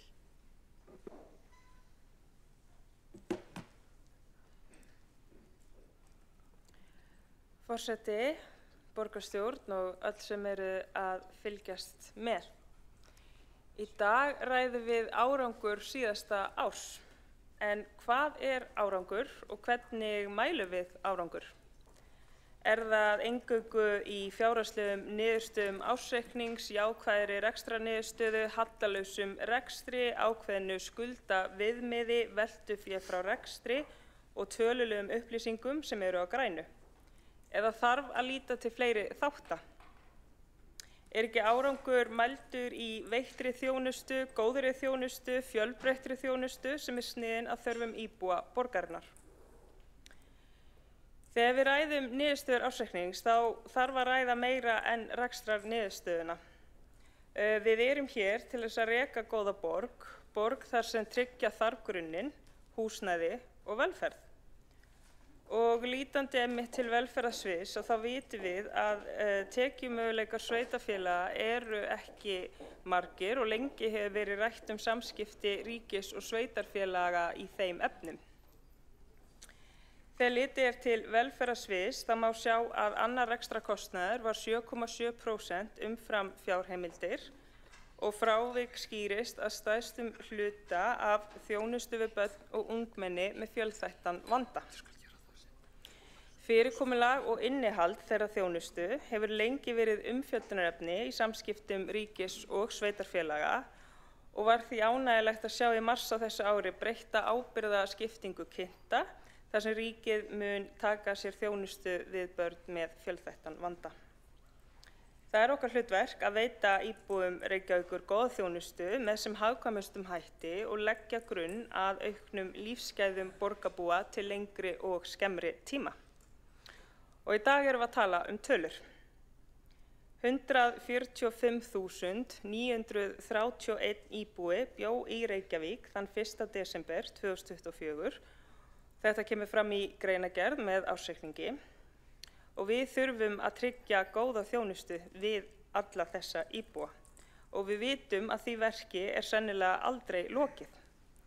Við þurfum að tryggja lífsgæði til framtíðar og það gerum við meðal annars með skynsamlegum og nauðsynlegum fjárfestingum því að viðhaldsskuldir kosta seinna meir og aðgerðaleysi kostar. Þess vegna snýst þessi stutta ræða mín í dag að við lítum til fleiri þátta en einungis fjárhagslegrar niðurstöðu þegar við greinum stöðuna, að því við þurfum sífellt að hugsa hvað kostar að veita ekki ákveðna þjónustu og hvað kostar að skera niður í ákveðni þjónustu sem á ekki við niðurskurði. Eins og ég segi, hvernig mælum við árangur? Það eingöngu í fjárhagslegum niðurstöðum að hluta borgarsjóðs eða í því hversu gott og styðjandi samfélag við erum? Ég trúi að framtíðin sé björt og að við munum gera það besta til að sýna ráðdeild í rekstri en jafnframt tryggja góð lífsgæði til handa öllum borgarbúum. Takk fyrir.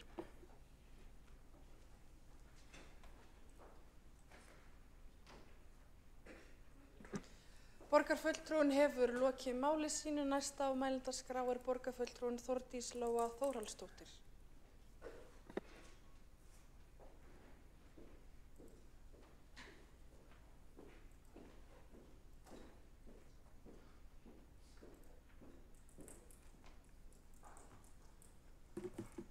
Borgarstjórn, allra skemmtilegasta umræðefni dagsins eða ársins, þar sem við horfum í baksýn í speilin. Við erum hér að ræða ársreikning 2024 og mér langar að byrja á að koma með viðbragð við ræðu oddvita Sósíalistaflokks Íslands í Reykjavík, Sannu Magdalenu Mörtudóttur. Ég er algjörlega ósammála því að við stillum upp fjármálum annars vegar og þjónustu hins vegar.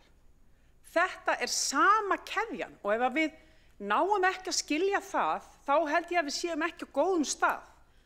Við verðum alltaf að vera í góðum rekstri til þess að geta boðið upp á góða þjónustu, en ekki annað hvort. Þannig að mér finnst bara gríðarlega mikilvægt að við náum þessum þræði og þessari sýn. Og ég bara vona það að við séum ekki alltaf að setja peningana sem eitthvað vondi kallinn og þjónustuna við fólki okkar góða kallinn eða konuna eða hvað við ætlum að vera. Þetta samtvinnað. Við verðum að gera þetta saman. En förum aðeins yfir ársreikningin. Ef við bara förum í tölurnar, að búið að fara yfir allar þessar tölur, þið eru með öll þessi gögn, ég ætla ekki að þreyta ykkur mikið, en staðreyndin samt sem áður sú að þetta góður ársreikningur á grundvelli sterkrar tekjuaukningar, en við erum ennþá í fjárhagslegri spennu. Við skulum ekki sofa neitt á verðinum með það. Jákvæð rekstrarniðurstaða og hærri tekjur eru góð batamerki fyrir borgina, en á sama tíma vitum við að við erum með undirliggjandi veikleika í kostnaðarstýringu og í fjárhagslegri sjálfbærni og ég ætla að fá að koma aðeins seinna inn á það. En þetta bara fín niðurstaða.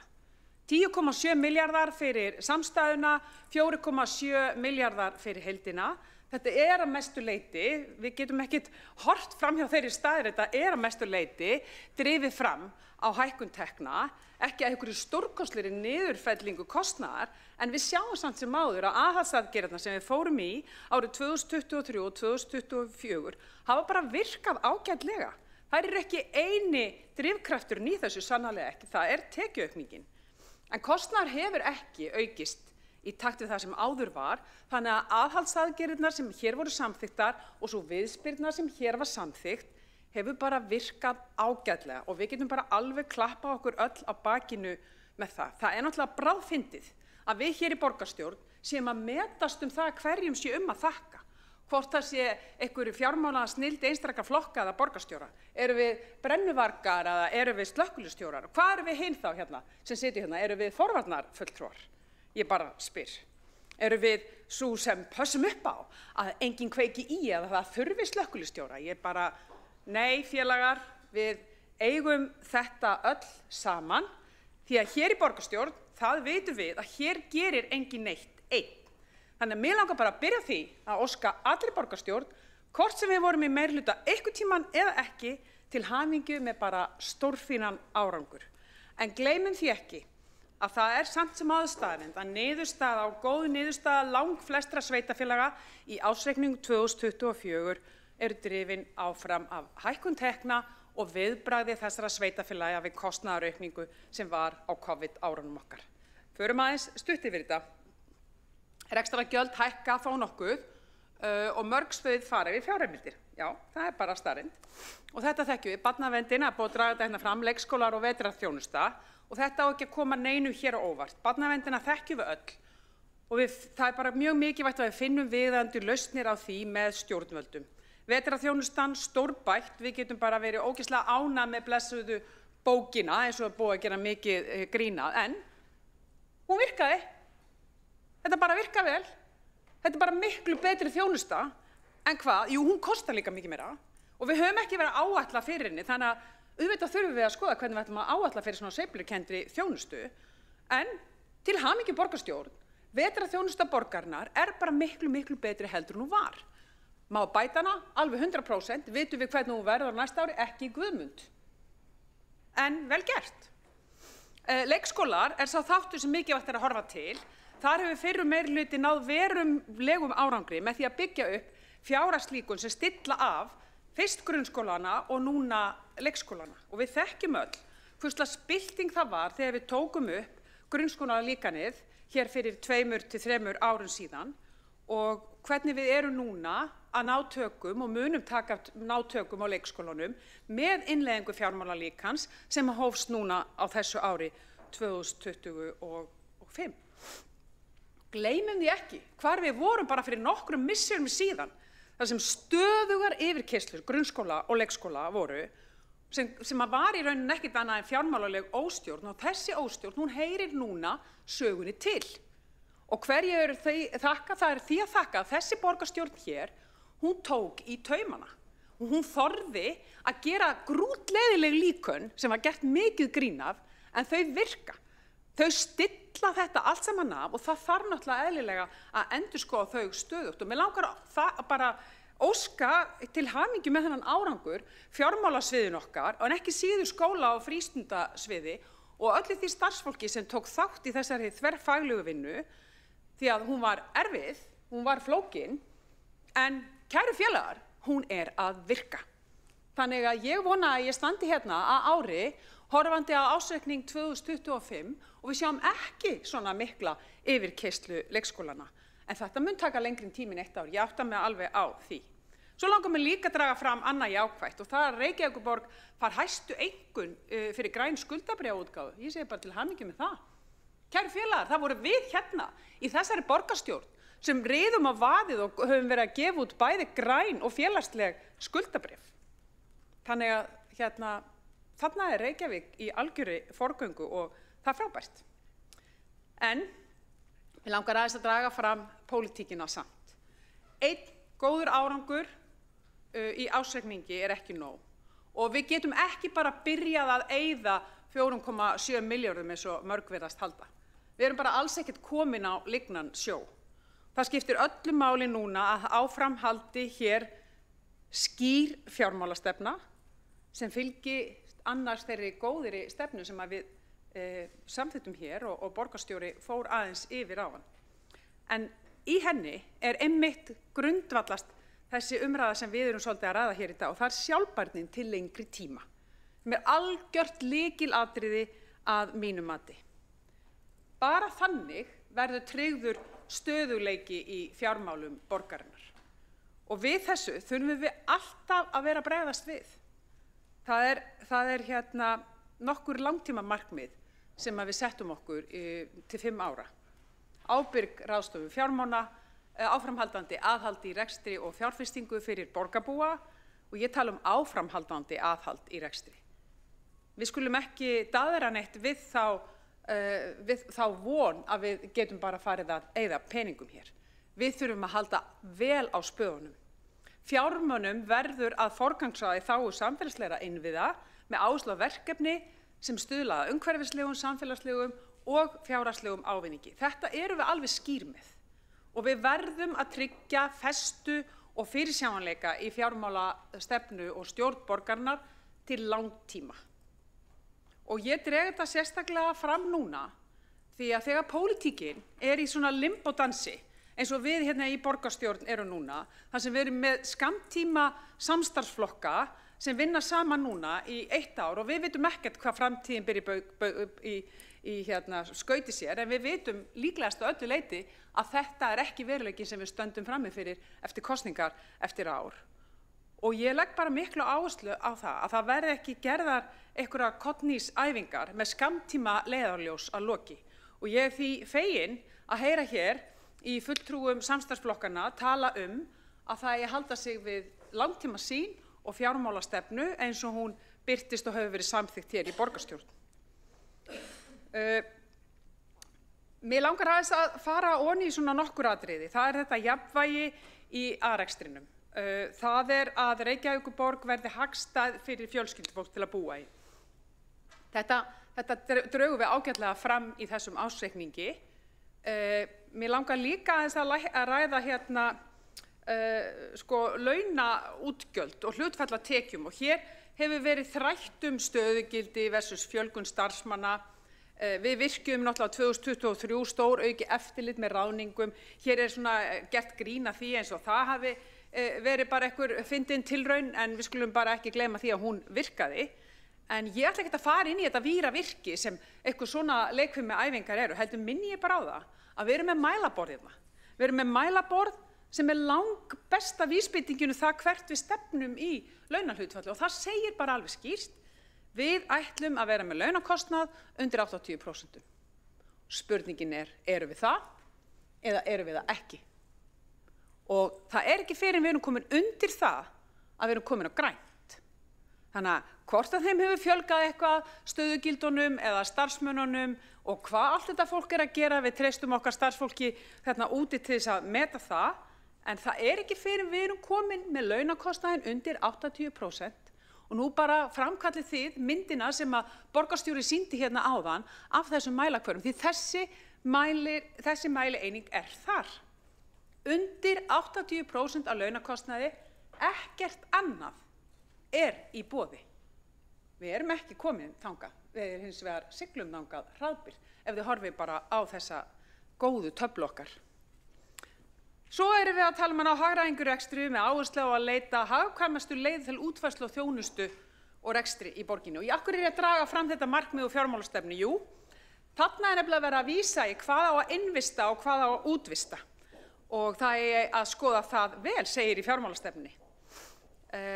Nú sjáum við í því fyrsta sem við heyrum í fréttum af hagræðingartillögum sem komu frá starfsfólki og borgarfulltrúum og íbúum að það séu margar tillögur þar að minnka eigi útvistun. Og ég bara vara við því að við hlaupum á eftir einhverjum svona kreddu hugmyndum þar sem það bara ein leið, það bara hætta að útvista. Þetta markmið okkar í fjármálastefnunni segir við eigum ávallt að vera að skoða það. Og ég hef áhyggjur af því ég veit að hér í þessum sal eru flokkar sem vilja bara banna útvistun. Það ekki góð fjármálastjórn. Við eigum alltaf að vera að skoða hvað við ætlum að útvista og hvað ekki, en við eigum líka að viðhalda góðu eftirliti. Við eigum að vera á tánum. Við eigum ekki bara að útvista og gleyma því. Við eigum að láta þau sem við erum að biðja að vinna vinnuna fyrir okkur gera það vel og að passa upp á það stöðugt að þau séu að gera það. Svo eru nokkur atriði sem snúa innkaupum og hagkvæmum lausnum í rekstri og þarna eigum við bara kærufélagar gríðarlega mikið inni. Við erum bara mjög skammt á veg komin að geta sagt það að hér séum við með geggjaða samræmingu á innkaupum á byrðum fyrir borgina í heild. Þarna eru bara stórar tölur kærufélagar og við eigum að hlaupa á eftir þeim og við þurfum að koma okkur upp kerfi sem virkar. Þetta er ekkert nýtt undir þessari sól, við erum í rauninni ekkert annað en fyrirtæki, við eigum að geta innleitt nákvæmlega eins og stóru fyrirtækin að gera út allan heim, einhvers konar geggjað innkaupasystem. Af hverju erum við ekki búin að því? Af því við höfum ekki farið þangað, við höfum ekki þorað því, þetta kallar á sýn, þetta kallar á peninga til þess að gera það og hér hefur einhvern veginn bara enginn haft neitt sérstakann pólitískan áhuga á innkaupamálum. En allir hafa samt rosalega mikla pólitíska sýnum að við séum að eyða peningum. En þetta er ekki við starfsfólkið okkar að sakast. Þetta er við pólitíkina hérna að sakast. Við eigum að setja augun á þennan bolta. Innkaupamálin eru risamál. Ég ætla svo að minna á að biblían okkar í rauninni í fjármálum er þessi fjármálastefna. Biblían okkar líka er taflan okkar góða. Hvar erum við á rauðu, hvar erum við á gulu og hvar erum við á grænu? Því að sjálfbær rekstur borgarinnar er megin markmið. Og það er bara, við erum búin að samþykkja það, það stendur í fjármálastefnunni okkar og við eigum ekki að gera neitt annað en að stefna þangað. Og þetta þýðir, og eiginlega hvað þýðir þetta? Og ég ætla, borgarfulltrúi eða oddviti Sjálfstæðisflokksins hér í borgarstjórn fór bara ágætlega yfir þetta áðan. Mér finnst bara fínt að við setjum þetta í tölum. En mig langar að segja og bæta við í rauninni þar. Við verðum að treysta á fastar tekjur sveitarfélagana, borgarinnar, það er útsvarið, það eru fasteignaskattar og já, ég segi líka framlög frá jöfnunarsjóði því það er bara partur af stóru myndinni. Þetta er talan, samtalan af þessu er talan sem við höfum til reksturs. Ekki sveiflukennda tekjur eins og sala byggingaréttar eða arðgreiðslur. Sú tala á hins vegar að vera rýmið okkar í framkvæmdir, í þróun borgarinnar, í fjárfestingar og niðurgreiðslu skulda. Það er þangað sem við eigum að fara. Ég sá í fjölmiðlum að borgarstjóri ræddi það að hér væri stefnan á sjálfbærum rekstri. Ég er bara mjög spennt að sjá hvernig fjármála útliti verður fyrir þetta ár, af því að það kom alveg ágætlega í ljós hér áðan að það eru nokkrir milljarðar upp í þetta gat sem við þurfum að finna. Og ég er með fullt af hugmyndum, ef þið viljið þær. Ég get bara haldið langa ræður hérna hugmyndir hvernig við getum tryggt grunnþjónustuna á þessum föstum tekjum og hvernig við getum notað mögulega sveiflukenndar tekjur til þess að gera ýmislegt annað. Það má breyta formerkjum í hvernig við rekum hérna ýmislegt sem snýr að menningu og tómstundum sem er ekki grunnrekstur borgarinnar í þeim skilningi en er ekki lagalega skuldbundin. Við eigum alveg að geta sveifla þessum rekstri meira heldur en við gerum. Svo ég tala nú ekki hagræðingartillögu sem við höfum verið að ræða hérna. Nú er ég bara að hugsa hvernig getum við stillt reksturinn okkar af miðað við þær tekjur sem við fáum og það sem við ætlum að eyða. Og þetta er ekkert flóknara en basic heimilisbókhald. Við erum bara búin að vera að eyða efni fram, stundum gerðum við það með opin augun, eins og borgarfulltrúi Alexandra Brím kom inn á, við tókum ákvörðun að eyða þegar við fórum í gegnum heimsfaraldurinn. Nú skiptir máli að við herðum ólina. Nú skiptir máli að sýnin okkar sé sú að við förum ekki í umfram eyðslu. Kæru félagar, ég vil bara fagna því sem vel er gert. Það er búið að gera gríðarlega mikið af góðum hlutum í fjármálastjórn borgarinnar. Til hamingju með það. Erum við einhvern tímann búin? Nei, aldrei. Við erum með skýra sýn. Ég bara geri staðfastlega kröfu á að samstarfsflokkarnir haldi sig við hana, en sveiflu kennist ekki bara á okkur skammtíma sjónarmiðum í svona nokkra mánaða frisseri yfir því að það sé svo gaman að stýra borginni. Höldum áfram með þessa skýru sýn. Ég ætlaði að segja eitthvað stýru, en það var orðið ódónalegt, ég mátti ekki segja það, þannig að ég segi skýru sýn. Ég óska borgarstjórn, starfsfólki borgarinnar og okkur öllum með ágætis árangur. Það þýðir ekkert að sofa verðinum. Þetta er ekki búið. Ef við ætlum að fá ásreikning annan eins árið 2025, þá þurfum við að halda vel á spöðunum og ég segi bara gangi okkur vel með það. Ég held að við séum öll til í góðan árangur áfram.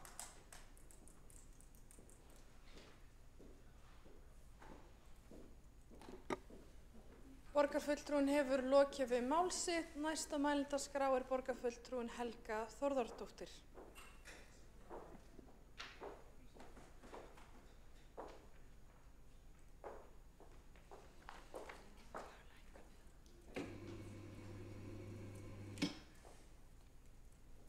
Forseti, borgarstjórn og aðrir áheyrendur. Þetta hérna svona. Í dag ræðum við ársreikning fyrir árið 2024 og ég ætla nú lítið að tala tölur bara hér rétt í byrjun, en A-hluti Reykjavíkurborgar skilaði 4,7 milljarða króna afgangi í fyrra, sem er 9,7 milljarða króna við snúningu frá fyrra ári. Rekstrarniðurstaða A og B hluta Reykjavíkurborgar fyrir árið 2024 var jákvæð 10,7 milljarða, sem er 14,1 milljarði betri niðurstaða en árið áður. Þetta segir okkur að afkoma Reykjavíkurborgar er góð og batnar hratt milli ára. Tekjur vaxa hraðar en gjöld. Skuldahlutföll lækka og niðurstaðan er talsvert betri en áætlanir gerðu ráð fyrir. Þetta segir okkur að rekstur Reykjavíkurborgar er traustur og við erum á réttri leið. Mér finnst mikilvægt að við borgarfulltrúar getum saman fagnað þessum áfanga, því þessi árangur byggir á mörgum samverkandi þáttum og í raun samstöðu allra borgarfulltrúa að standa saman þegar á reynir. Aðgerðir Reykjavíkurborgar í efnahagsmálum vegna COVID-19 faraldursins voru dæmi að standa saman á erfiðum tímum. Þá stóðu allir borgarfulltrúar saman aðgerðir til að bregðast við áfallinu sem COVID-19 faraldurinn hafði í för með sér, og þá voru allir flokkar sammála að leggja áherslu á velferð borgarbúa, afkomu þeirra og grunnstoðir samfélagsins. Markmið aðgerðanna var að stytta niðursveifluna, verja lífsafkomu og lífskjör allra borgarbúa, styðja við endurreisn fyrirtækja og atvinnulífs. Þarna var samstillt átak að ræða og Flokkur fólksins, Miðflokkurinn, Sjálfstæðisflokkurinn og sósíalistar voru sammála þáverandi meirihluta mikilvægi þessara aðgerða. Aðgerðnar fólu í sér aukinn kostnað fyrir borgina, eins og til dæmis niðurfelling gjalda vegna skertrar þjónustu, lækkun fasteignagjalda og ýmislegt fleira sem ég ætla ekki að rekja hér frekar. Minn punktur hér er að borgarfulltrúar stóðu saman aukinn kostnað á erfiðum tímum. Það eru 5 ár síðan farið var í þessar aðgerðir, eða í mars 2020. Allir gerðu sér grein fyrir því að það kæmi að því að við yrðum að greiða fyrir þennan kostnað, og það er það sem við höfum verið að gera. Og nú erum við að sjá viðsnúning í rétta átt. Það tekur á að spara og við þekkjum öll að það er ekki alltaf gaman. Og þá er mikilvægt að gera sér grein fyrir því hvernig við viljum forgangsraða verkefnum. Við í Flokki fólksins höfum alltaf verið staðföst í málflutningi okkar að þjónusta við borgarbúa sé ávallt í forgrunni, sem sagt grunnþjónusta. Við leggjum höfuðáherslu á að gefa aldrei afslátt af tryggri og öruggri velferðarþjónustu og huga vel að viðkvæmum hópum, setja þarfir barna og barnafjölskyldna í forgang. En það var ekki bara COVID, heldur strax eftir COVID kom Úkraínustríðið. Það hafði margvíslega áhrif á efnahag landsins og allra sveitarfélaga, því aukin verðbólga fylgdi í kjölfarið. Við buðum líka Úkrænumönnum velkomna til landsins og við stóðum saman það. Allur kostnaður jókst og vextir hækkuðu gríðarlega. Sem betur fer ákváðu stjórnvöld, sveitarfélög og stéttarfélög að standa saman stöðugleika stöðugleikasamningana í fyrra. Sveitarfélögin tók á sig aukinn kostnað eins og til dæmis að koma á gjaldfrjálsum skólamáltíðum og takmarka hækkun gjaldskráa, sérstaklega þeirra sem snúa að barnafjölskyldum og viðkvæmum hópum. Viðmiðið var að slíkar hækkanir yrðu ekki umfram 3,5% á árinu 2024. Já, þetta gerðist á árinu sem við vorum með þennan ársreikning. Þannig að vel gert, segi ég nú bara. Þetta já, og flokkur fólk sem studdi þessar aðgerðir þó við hefum verið í minnihluta. Þá studdu við þessar aðgerðir. Þessi árangur sem við erum að horfa upp á hér nú er því afrakstur af mikilli vinnu og samstöðu margra, ríkisstjórnar, borgarstjórnar, borgarstarfsmanna og borgarbúa. Ég vil því nota tækifærið hérna og þakka öllum þeim sem komið að þessum aðgerðum fyrir góðan árangur. Þessi árangur hvetur okkur áfram til góðra verka.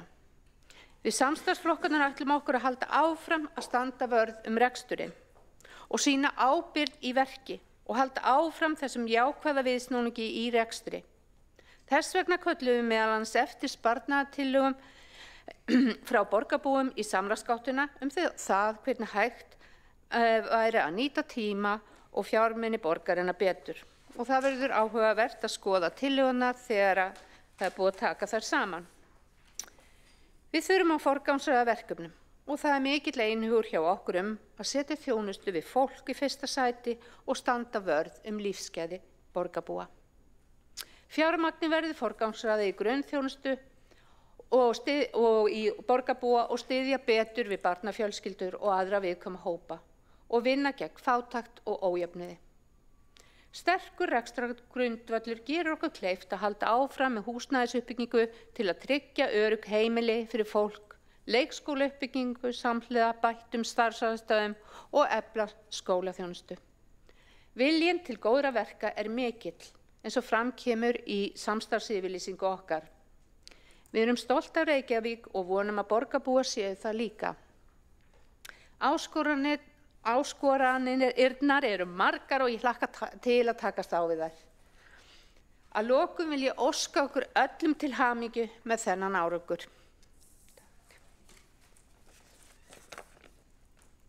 Þá er borgarfulltrúin Helga Þórðardóttir lokið máli sínu og næsta mælendaskrá er borgarfulltrúin Líf Magnúðardóttir.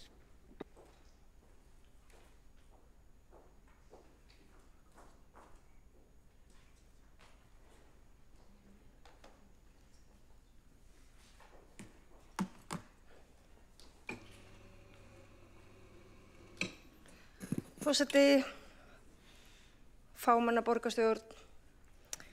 Ég ætla svo sem ekki að hafa þetta sérstaklega langt vegna þess að þetta er bara hin klassíska umræða ársreikninginn og það er svo sem ekkert sem við getum gert núna. Þetta er bara staðan. Þetta er baksýnisspegillinn eins og borgarstýra nefndi. En hins vegar þá eru þetta auðvitað vísbendingar hver staðan er og hvað við getum svo gert í framhaldinu. Ég held að við þurfum að rýna vel hvað var gert á síðasta ári og hvað var ekki gert. Það var til að mynda fjárfest minna en á þar síðasta ári og það er eitthvað sem við megum rýna vandlega, sérstaklega miðað við þær lántökur sem við höfum farið í. Akkur var ekki fjárfest meira. Skuldastaða við áramót segir líka auðvitað sína sögu. Hvert er lánshæfi okkar og rekstrarafgangurinn og svo framvegis. Þetta getum við ekki breytt þessu núna en við getum þá skoða þetta og hvað við getum gert betur í framhaldinu.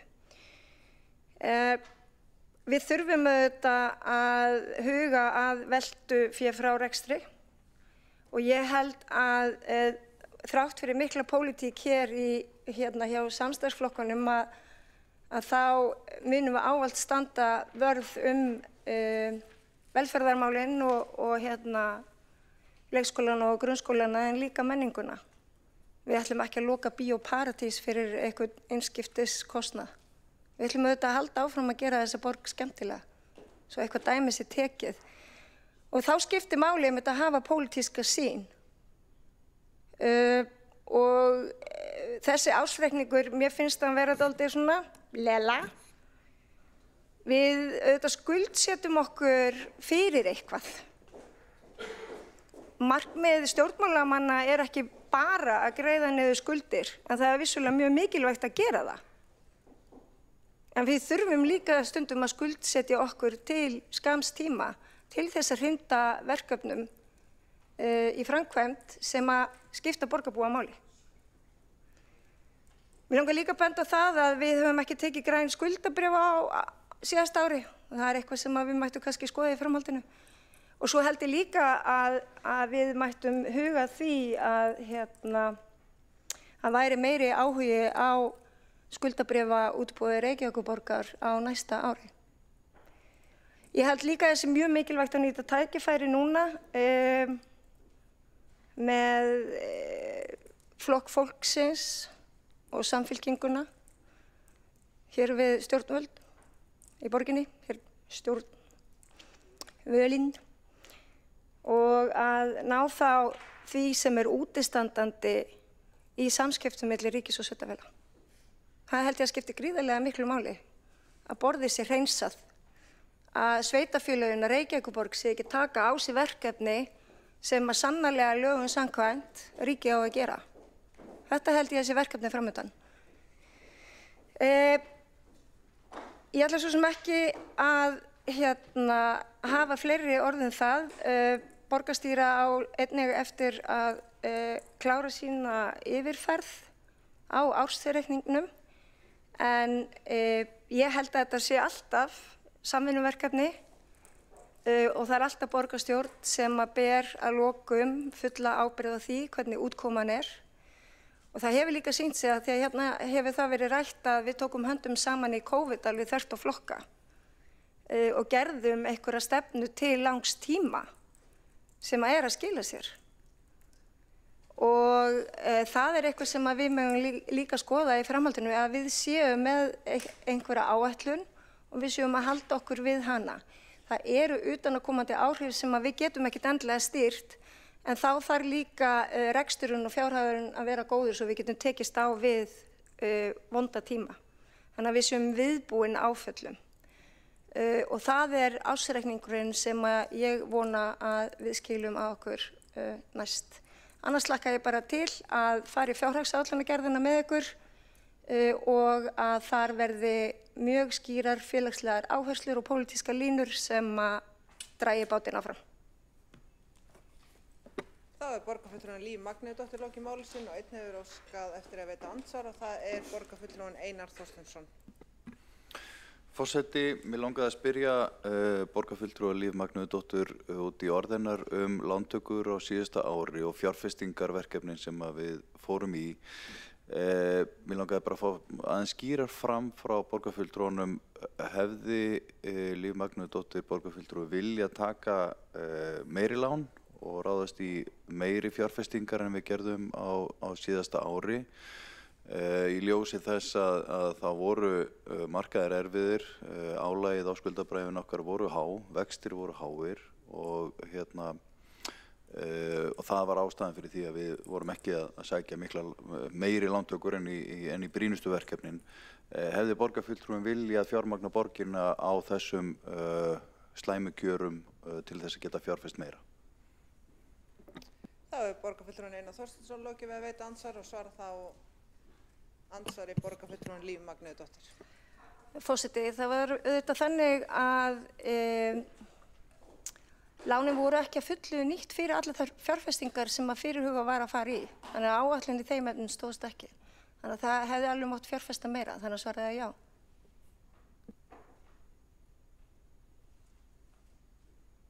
Þá er borgarfulltrúin Líf Magnúsdóttir lokið við að svara andsvari og veitir þá andsvar öðru sinni borgarfulltrúin Einar Þorsteinsson. Forseti, svo ég skilji rétt, við vorum með lántöku áætlun, ýmis verkefni fór ekki af stað bara vegna utanaðkomandi þátta, en er ég að skilja borgarfulltrúan rétt að hann hefði viljað hafa fjárfestingaráætlunina stærri, taka meiri lán en við gerðum. Þá borgarfulltrúinn Einar Þorsteinsson lokið að veita andsvar öðru sinni og svara það andsvar öðru sinni, borgarfulltrúinn Líf Magnúsdóttir. Forseti, ég hefði bara viljað sjá að fjárfestingaráætlunin hefði staðist þær áætlanir sem að gerða voru. Það var nú bara þannig. Gerði ekki. Þá hefur borgarfulltrúinn Líf Magnúsdóttir lokið að svara andsvar öðru sinni og telst þá andsvörundum þessum liði lokið og næsta mælendaskrá borgarstjóri Heiða Björg Hilmisdóttir.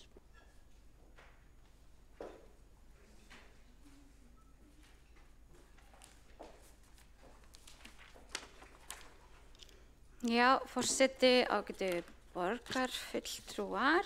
Ég ætlaði að fá að klára hér yfirferð yfir ársreikning. Byrja á að segja að þakka fyrir þessa umræðu sem hefur átt sér stað og ég hef tekið saman hér nokkur atriði sem er bara velkomið að fara yfir í næstu umræðu eftir viku. Það hefur verið óskað eftir nánari skýringum á tryggingafræðilegu mati. Hér komið fram miklar yfirlýsingar útsvarshækkanir frá 2010. Að vissulega eins og öllum borgarfulltrúum kunnugt þá var málaflokkur fatlaðs fólks færður til sveitarfélaga 2011. Þar með var útsvarsprósentan hækkuð og eðlilega skilar það hærra útsvari. Ég vona að enginn sé að kaupa það, að það sé einhver pólitísk ákvörðun hér innanhús þar sem hún var auðvitað átti við allt landið. Og við hefum síðan samið í þrígang það að hækka útsvarsprósentu til þess að mæta kostnaði við það flókna verkefni. Fjölgun starfsmanna og fjölgun landsmanna helst ekki endilega í hendur. Það fer auðvitað eftir því hvernig hópur það sem að býr hverju sinni í landinu eða í borginni. Og það bara eins og við gerum með leikskólana, við gerum svona félagslegt mat á hverfunum. Og annað, það mætti svo sem hugsa sér að gera slíkt fyrir borgina líka og áætla eðlilega fjölda starfsmanna eða fjölgun starfsmanna milli ára út frá því. En þessi tala sem hér var nefnd, ég tek undir það að þetta fjöldi launaseðla í lok árs, segir ekki mikið fjölda starfsmanna. Það auðvitað fjöldi stöðugilda sem gildir. Ég tók eftir því að í ársreikningi Kópavogs þá hafði til dæmis fjöldi launaseðla í lok árs hækkað 9,5%. Ég leyfi mér að efast að Kópavogur hafi fjölgað starfsfólki 9,5%. Ég held frekar að þetta tengist einhverjum eftirákeyrslum vegna kjarasamninga sem margir voru gerðir í lok árs, en ég skal svara því nákvæmlega í næstu umræðu. Varðandi fjárfestingar, þá þær auðvitað í takt við græna planið, fjármálastefnan. Ég held að væri fínt að fara yfir hana betur, bæði í þeirri fjármálastefnu sem öll borgarstjórn samþykkti og stóð saman árið 2020 og í fjármálastefnu sem var samþykkt 2022. Það var stefnt að því að rekstur Reykjavíkurborgar yrði sjálfbær 2025 og því eru niðurstöðurnar í takt við það og við stefnum ennþá að því eins og fram hefur komið. En ef við förum aðeins inn í fagsviðin, þá það hér, forseti og ágætu borgarfulltrúar, það auðvitað sá hluti borgarinnar sem byggir að mestu á skatttekjum borgarsjóðs. Og þessi rekstur afmarkast af fjárheimildum sem eru samþykktar í fjárhagsáætlun hverju sinni og sviðunum ber að halda sig innan þessara markuðu fjárheimilda. Og það mjög mikilvægt að þetta sé gert. Það hefur verið undanfarin ár verið unnið meira með það að styrkja sviðin til að taka á málum, geyma minna að fjármagni eftir miðlægt og setja meira út. Við sjáum einhvað síður að það eru mikil frávik og þetta eitthvað sem við munum sérstaklega skoða á þessu ári, hvernig við getum bætt eftirlit og betra aðhald með þessu. Það auðvitað ekki heimilt að stofna til útgjalda án þess að borgarráð hafi samþykkta og þess vegna það ekki gott. En ég fer þá yfir þetta eins og þetta var út frá samþykktum heimildum og og hvernig þær eru þá eftir þeim endurskoðunum sem hafa átt sér stað yfir árið. Og það er auðvitað þannig að það er oft erfitt að sjá fyrir alla þróun í rekstri en greining á frávikum er mikilvæg. Og þetta er svona í aðalatriðum þetta. Menningar- og íþróttasvið voru tæpa 20 milljarða eða 7 milljónum, en nettóútgjöldin voru tæpa 20 milljarða eða 7 milljónum innan fjárheimilda í skóla- og frístundasviði. Voru nettóútgjöldin 80 milljarðar sem voru 2,5 milljarði umfram fjárheimildir eða 3,2%. En til samanburðar var halli sviðsins 3,5 milljarðar árið 2023 eða 4,9%, þannig að þetta er jákvæðara en það er gríðarlega mikil vinna framundan að ná rekstrinum inn í ramma. Umhverfis- og skipulagssvið, nettóútgjöldin þar voru 11,8 milljarðar eða 117 milljónum umfram fjárheimildir. Tekjurnar voru 1,5 milljarði umfram áætlun sem skýrist að hærri tekjum á úrgangsmálum, 615 milljónum og hærri tekjum hjá bílastæðarsjóður sem var 695 milljónir. Annar ekstra kostnaður var 1,5 milljarði yfir áætlun og skýrist mest af vetrarþjónustunni sem fór 1,1 milljarð umfram fjárheimildir. Við því hefur einhverju leyti verið brugðist í fjárhagsáætlun þess árs en mikilvægt að bókin góða sem minnst var á hér áðan sé líka fjármagnuð. Nú, nettóútgjöld velferðarsviðs voru 46 milljarðar sem var 897 milljónum umfram heimildir eða 2%. Rekstraniðurstaða velferðarsviðs án bundinna liða var 1,8 milljörðum umfram fjárheimildir eða 4,4% sem skýrist einkum á útvistun vistun barna með fjölþættan vanda sem er á vegum Barnaverndar Reykjavíkurborgar, búsetuþjónustu við fatlað fólk og úrræðum vegna stuðnings og stoðþjónustu. Bundnir liðir voru hins vegar 860 milljónum innan við fjárheimildir eða 16,3% og þar af var fjárhagsaðstoðin 723 milljónum lægri en ráð var gert fyrir eða 20,1%. Nú sérstakur húsnæðisstuðningur var líka undir áætlunum 137 milljónum eða 8,2% innan fjárheimilda. Nettóútgjöld skrifstofu í miðlægri stjórnsýslu voru 2,3 milljarðar eða 162 milljónum innan fjárheimilda. Nettóútgjöld á sameiginlegum kostnaði voru 4,5 milljarðar sem var 6,6 milljörðum innan fjárheimilda ársins en gert var ráð fyrir 11 milljörðum í áætlun. Launaliðurinn var 3,2 milljörðum innan við fjárheimildir sem skýrist á stærstum hluta af fjárheimildum sem ætlar voru í nýju leikskólalíkani en ekki voru fluttar yfir. Því það hefur nú verið gert fyrir áætlunina 2025. Nú gjaldfærsla lífeyrisskuldbindinga á 2,9 milljörðum undir áætlun sem skýrist af því af því sem áður hefur komið framvarandi lífeyrissjóðinn og R-deildina. Nú nettóútgjöld fjármála og áhættustýringarsviðs voru 1,1 milljarður eða 67 milljónir innan fjárheimilda. Nettóútgjöld mannauðs- og starfsþróunarsviðs 922 milljónir króna og á pari við fjárheimildir. Nettóútgjöld þjónustu- og nýsköpunarsviðs 4,6 milljarð eða 440 milljónum umfram fjárheimildir. Rekstur upplýsingatækni þjónustu var 539 milljónir umfram fjárheimildir en á móti voru tekjur vegna innri legu áhalda einungis 83 milljónir umfram áætlun.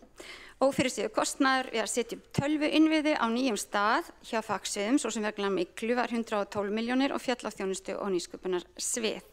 Nú framlög til B-hlutafyrirtækja námu 5,5 milljörðum og voru á pari við fjárheimildir. Ég vil nota tækifærið hér og þakka sviðsstjórum og starfsmönnum sviðanna fyrir metnaðarfullt og gott starf á árinu 2024. Nú, forseti ágætu borgarfulltrúar, það eru B-hlutafyrirtækin. Það eru mikilvægt að nefna þau hér, þó að ég hafi nú ekki tíma til að gera þeirra ársreikningum ítarleg skil í þessari ræðu. Það get ég bent á rafræna hlutagagnana sem eru með ársreikningum þar sem ársreikninga B-hlutafyrirtækjanna eru og vísa líka í umfjöllun fyrirtækin í skýrslu fjármála og áhættustýringarsviðs. Mér langaði þó að benda á eftirfarandi að hagnaður Faxaflóahafna var 1,6 milljarður árið 2024 eða 115 milljónum hærra en árið 2023. Kennitölurnar endurspegla styrk þess félag, eigin fjárhlutdeild er sterkt og þetta félag hefur getið til að standa af sér mótbyr. með veltu fjárhlutfall 7,79 en miðað er við að það hlutfall fari ekki undir 1. Þannig það er engin langtímalán á því félagi. Nú eins með félagsbústaði, ársuppgjör félagsbústaði er gert samkvæmt alþjóðlegum reikningsskilastöðlum IFRS í samræmi við 19. grein laga ársreikninga og reglugerð framsetningu og innihald ársreikninga og samstæðureikninga og rekstrarniðurstaða félagsbústaða var 1,3 milljarður árið 2024 eða 105 milljónum lægri en árið 2023. Framlegð EBITDAn var 3 milljarðar eða 591 milljón krónum betri en árið áður. Matsbreyting fjárfestingaeigna nam 2,6 milljörðum árinu samanborið við 4,7 milljarða árið 2023 og félagsbústaðir festu kaup á 35 nýjum íbúðum á árinu og 8 eignir voru seldar. Ég bara verið að koma með aðra ræðu. Ég næ ekki að klára á þessum stutta tíma. Þannig ég þakka fyrir. Já, bara borgarstjórn má halda fram.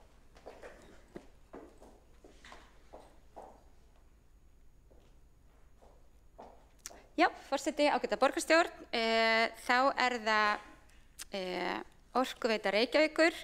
Afkoma Orkuveitu Reykjavíkur var jákvæð 9,3 milljarða sem hækkun 2,9 milljarða milli ára. Meginskýringin á hækkun afkomu vegna hækkunar á tekjum eða 5,6 milljarða milli ára en einnig vegna lækkunar á fjármagnsgjöldum sem voru 886 milljónum lægra en gert var ráð fyrir.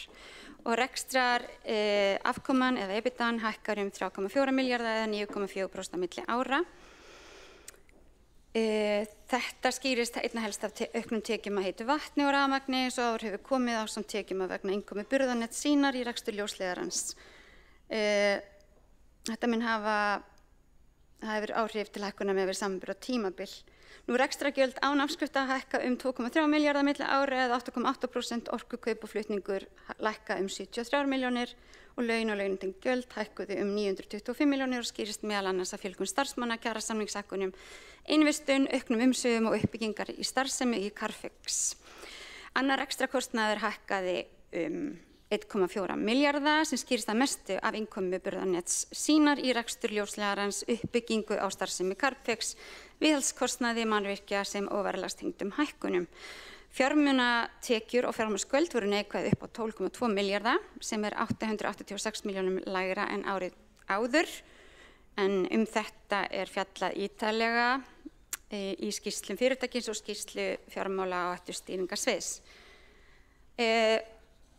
Rekstrarniðurstaða slökkviliðs höfuðborgarsvæðisins nam 236 milljónum árið 2024 en var 208 milljónir 23 og hækkaði því 28 milljónir milli ára og helsta skýringin var hærri tekjur og sérverkefnum vegna vinnu í tengsli við jarðhræringar á Reykjanesi. Rekstrargjöldin voru 486 milljónum hærri en árið áður og rekstrargjöldin voru á pari við áætlun. Hluti annars rekstrakostnaðar er gjaldfærður kostnaður vegna framkvæmda í Skógarhlíðinni sem tengjast myglu og rakaskemmdum. Framkvæmdir miðað við tillögur framtíðar uppbyggingu SHS hefur seinkað nokkuð þar sem bygging nýrrar björgunarmiðstöðvar hefur verið frestað ákveðinn tíma og afhending lóðar í Kópavogi hefur seinkað. Engu að síður er stefnt að því að framtíðaruppbygging slökkviliðsins verði í takt við tillögur starfshóps sem áður hefur verið lagt fram. Nú, Sorpa, þar var hagnaður á árinu 263 milljónir sem er 279 milljónum lakari afkoma en áætlun gerði ráð fyrir. Frávikið skýrist að mestu leyti á afskriftum á forvinnslulínu sem var aflögð þegar sérsöfnun lífrafsúrgangs hófst. Og kennitölur Sorpu eru að styrkjast, veltu fjárhlutfall er núna 1,19 með við 0,93 ári á undan og arðsemi eigin fjár í lok ársins er 4,5% með við 1,6% ári á undan. Uppgreiðslutími langtímalána er nú 2,1 ár en var 3,6. Nú Strætó, rekstrarniðurstaða Strætó batnaði verulega árið 2024 þar sem félagið skilaði 204 milljón króna afgangi samanborið við 374 milljónir í tap árið áður. Það hefur þar með orðið viðsnúningur í rekstri félagsins sem á einkum rekja til hærri framlaga frá eigandum og aðhaldi í rekstri, en rekstrarútgjöld voru í samræmi við áætlun. Í ljósi fyrirhugaðra breytinga á fyrirkomulagi almenningssamgangna hefur ríkið ákveðið að koma inn með aukið fjármagn til almenningssamgangna á höfuðborgarsvæðinu sem mun koma inn á þessu ári. Þannig að framlög ríkisins munu aukast og fyrirkomulag tengist strætó breytast á þessu ári. Það hefur ekki verið skilgreint með nákvæmum hætti hvernig það verður og hvert hlutverk strætó verður í nýju fyrirkomulagi en það upplýsist hér með, en þetta staðan eins og hún var í fyrra. Þannig að forseti, ágætu borgarfulltrúar, ársreikningur fyrir árið 2024 hefur þá verið lagður fram í þessari síðustu ræðu minni að þessu sinni og ég vil líka leggja fram sérstaklega ábyrgðar og skuldbindingayfirlit Reykjavíkurborgar 2024, yfirlýsingum stjórnarhætti og ófjárhagslegar upplýsingar. Nú þetta lagt fram og þið kynnið ykkur mjög vel á milli ára. Niðurstaðan sú að við erum að vaxa út úr þeim efnahagsvanda sem við stóðum frammi fyrir í COVID. Það var rétt ákvörðun hjá borgarstjórn að standa saman þær aðgerðir. Markmið þeirra aðgerða var að stytta niðursveifluna eins og kostur verja lífsafkomu og lífskjör allra borgarbúa og styðja endurreisn fyrirtækja og atvinnulífs og skapa á ný fjölbreytta og blómlega framtíð í okkar lífsgæða borg.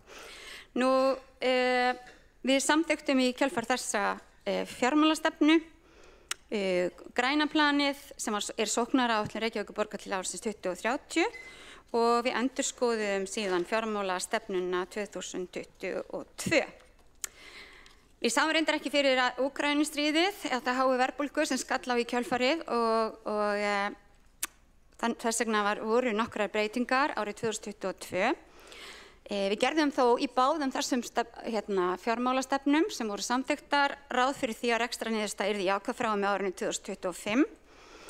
Og við erum því ári á undan áætlun, ef svo má segja, þó að verkið sé ekki lokið.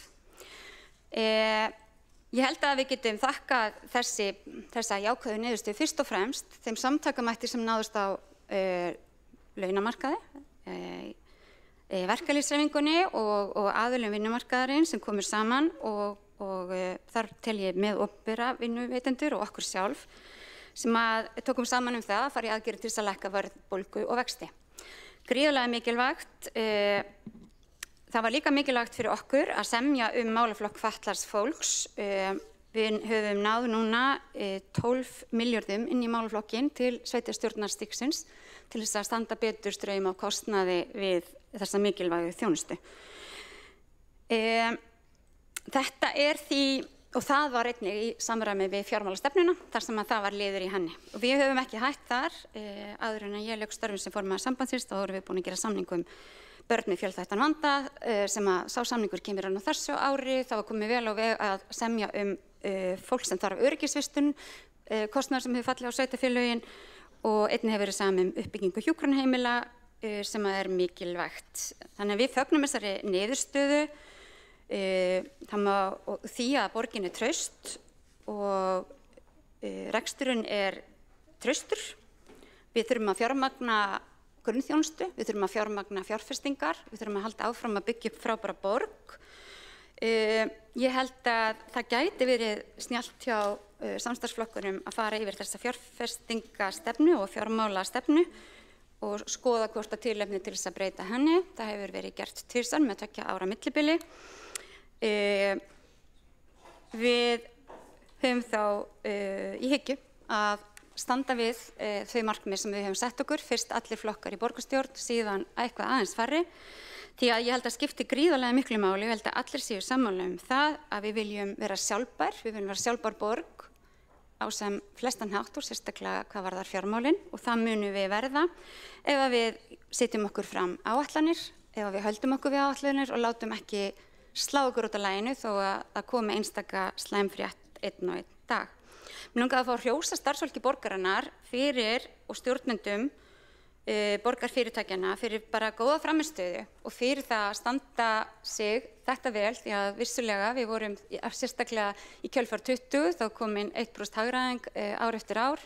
Í fyrra var kapp fyrir alla að ná sér innan ramma, það ekki auðvelt, við munum halda áfram. og aga okkur ennþá frekar í skipulegum vinnubrögðum og að leggja betur kannski höndafló saman ef við fáum betri tilfinningu fyrir því að við öll sem að vinna hjá Reykjavíkurborg gerum þetta saman.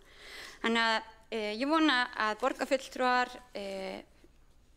fjalli fjármál borgarinnar af áhuga og virðingu og láti pólitískt kapp ekki hafa áhrif á staðreyndir. Þá legg ég til að þetta verði þessum ársreikningi verði vísað til seinni umræðu. Takk fyrir. Þá borgarstjóri Heiða Björg Hilmarsdóttir lokið máli sínu og ekki eru fleiri á mælendaskrá undir þessum lið og lagt til að borgarstjórn samþykki að vísa ársreikningi í Reykjavíkurborgar 2024 til síðari umræðu sem fram fer á fundi borgarstjórnar 13. maí næstkomandi og skoðast það samþykkt ef enginn hreyfir andmælum. Já, það er ekki gott. Friðjón er uppi.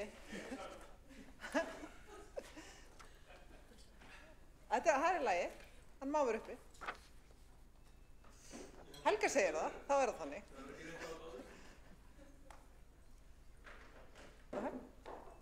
Komið.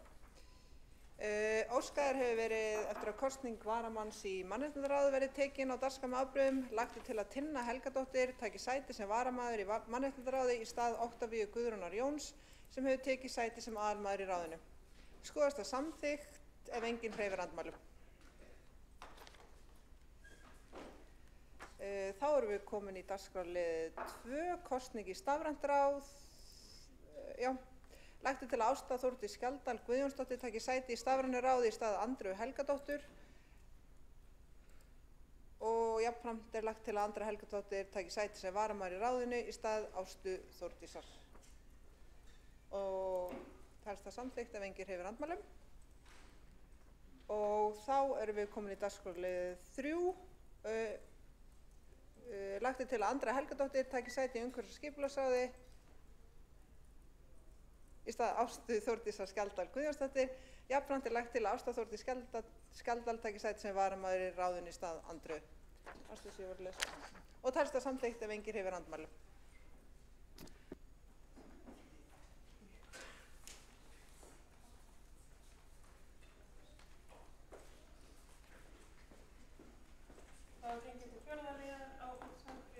Þá gengið til fjórða liðar á útsendri dagskrá. Það er fundargerð borgarráðs frá 10. apríl og þar undir er 5. liður tillaga nefndar tilnefningar og kosningar til stjórnar fyrirtækja í eigu Reykjavíkurborgar, Sorpa BS.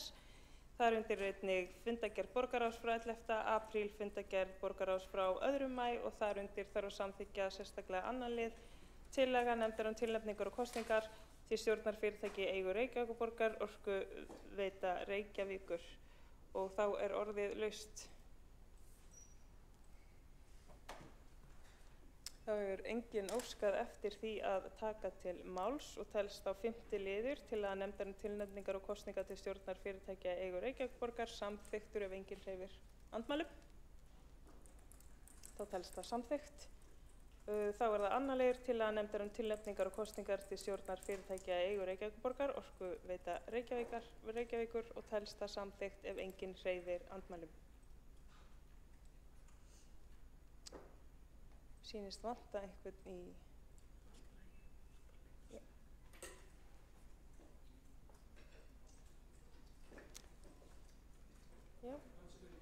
Þá er það annar liður til að nefndar tilnefningar og kosningar til stjórnar fyrirtækja í eigu Reykjavíkurborgar, þá telst samþykkt ef enginn hreyfir andmælum. Þá telst það samþykkt. Þá er gengið til 5.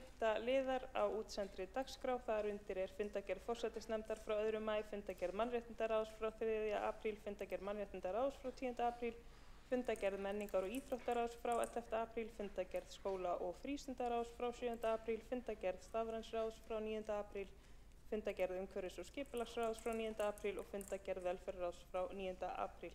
Þá hefur óskað eftir að taka til máls Kjartan Magnússon, borgarfulltrúi. Ég bið borgarfulltrúa að tilgreina undir hvaða lið er verið að ræða.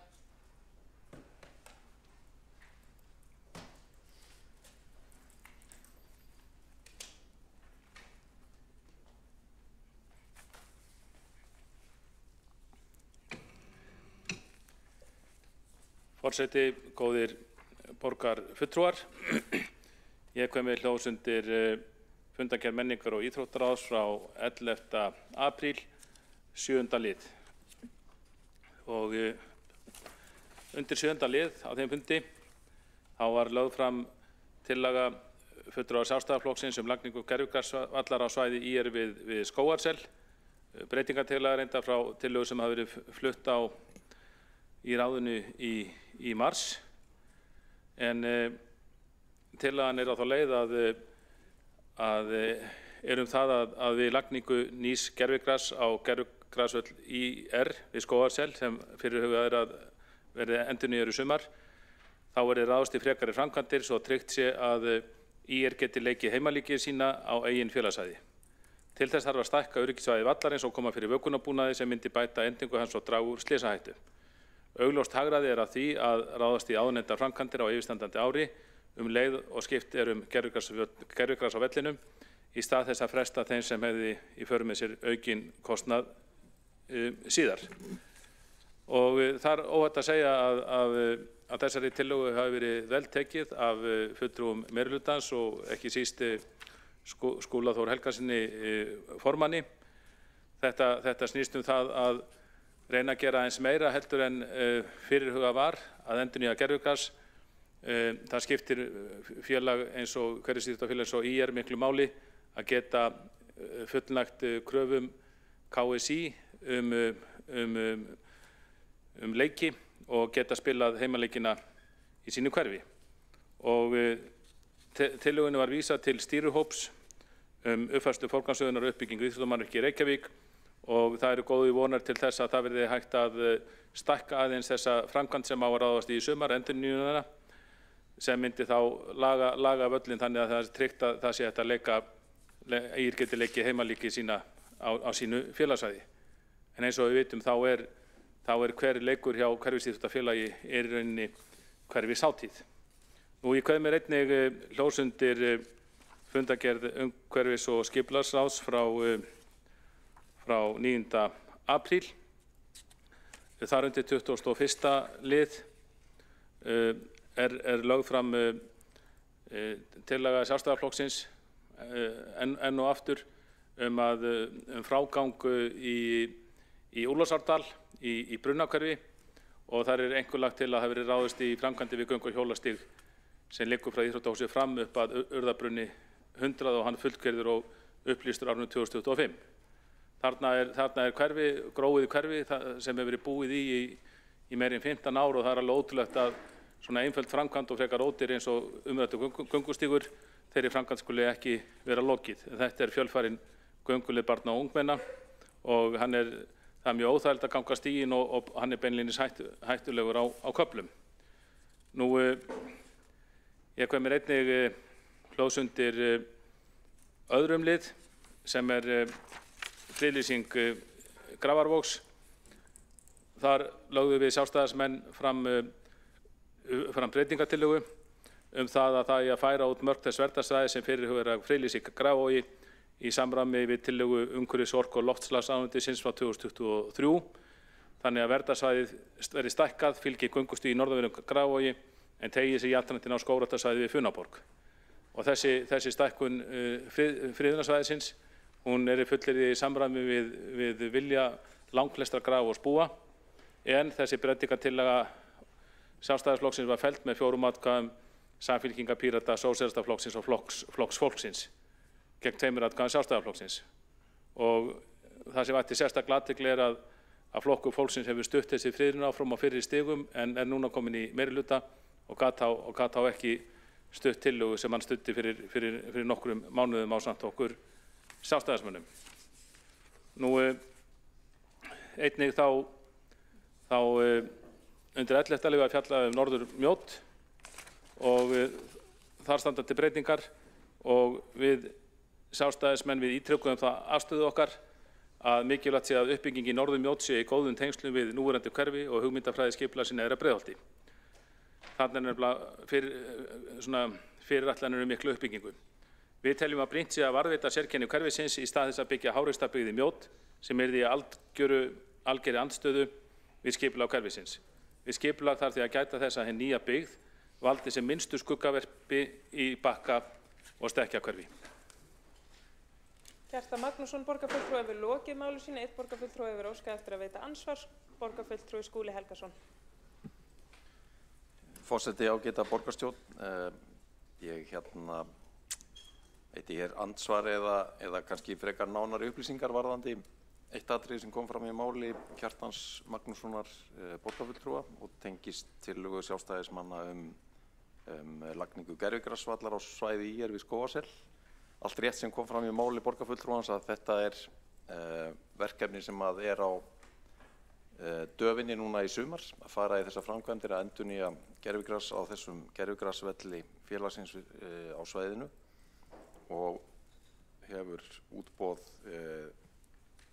þegar verið auglýst. Við ákváðum þegar þessi tillaga kom fram að vísa henni inn í nýjan stýrihóp sem að fara í gegnum forgangsröðun á vinnu sem var unnin á sínum tíma og birt 2020 fyrir 5 árum. Þessi stýrihópur ásensagt að uppfæra það plan sem liggur fyrir, skoða hvort að breytingar hafi orðið á aðstæðum einstakra verkefna og sömuleiðis kalla eftir mögulegum frekari framkvæmdum. En til áréttingar þá þegar búið að taka þetta mál fyrir í stýrihópnum, hafa gert á fyrsta fundi og ákveðið að kalla strax eftir kostnaðarmati á þessum 2 framkvæmdum sem að borgarfulltrúin kynnti, þannig að þetta í farvegi. Skúli Helgason, borgarfulltrúi, hefur lokið við að veita ansvar. Svarar þá ansvari, veiti þá ansvar öðru sinni borgarfulltrúi Kjartan Magnússon.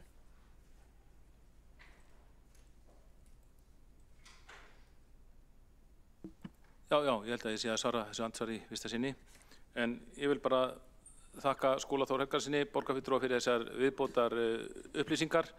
Ég mjög bjartsýnn á að þessi viðbótar kostnaður, hann verði ekki svo mikill að við ráðum ekki við hann. Ég held að hér sé ekki mikinn kostnað að ræða og held ég geti því verið bjartsýnn fyrir hönd Írynga og Breiðhyltinga í þessu máli og vil ítreka þakkir mínar til meirihlutans og formanns ráðsins fyrir að taka vel í þetta mál.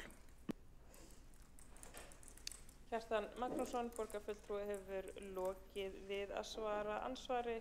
Fyrsta sinn óskar eftir þá telst ansvörum lokið undir þessum lið og næstur á mælendaskrá borgarfulltrúi Helgi Áss Grétarsson.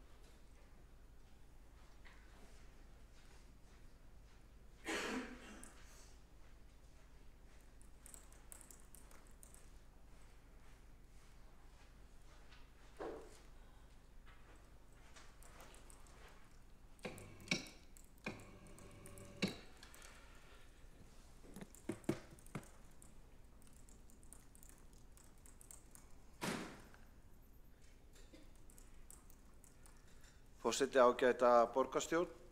Ég kem hérna undir liðinu 11. lið fundargerðar umhverfis- og skipulagsráðs.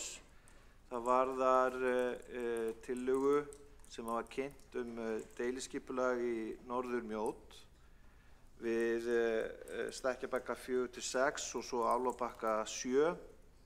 Þetta í raun og veru ólíslóðin, bensínstöðvarlóðin þar og svo gamli Garðheimareiturinn.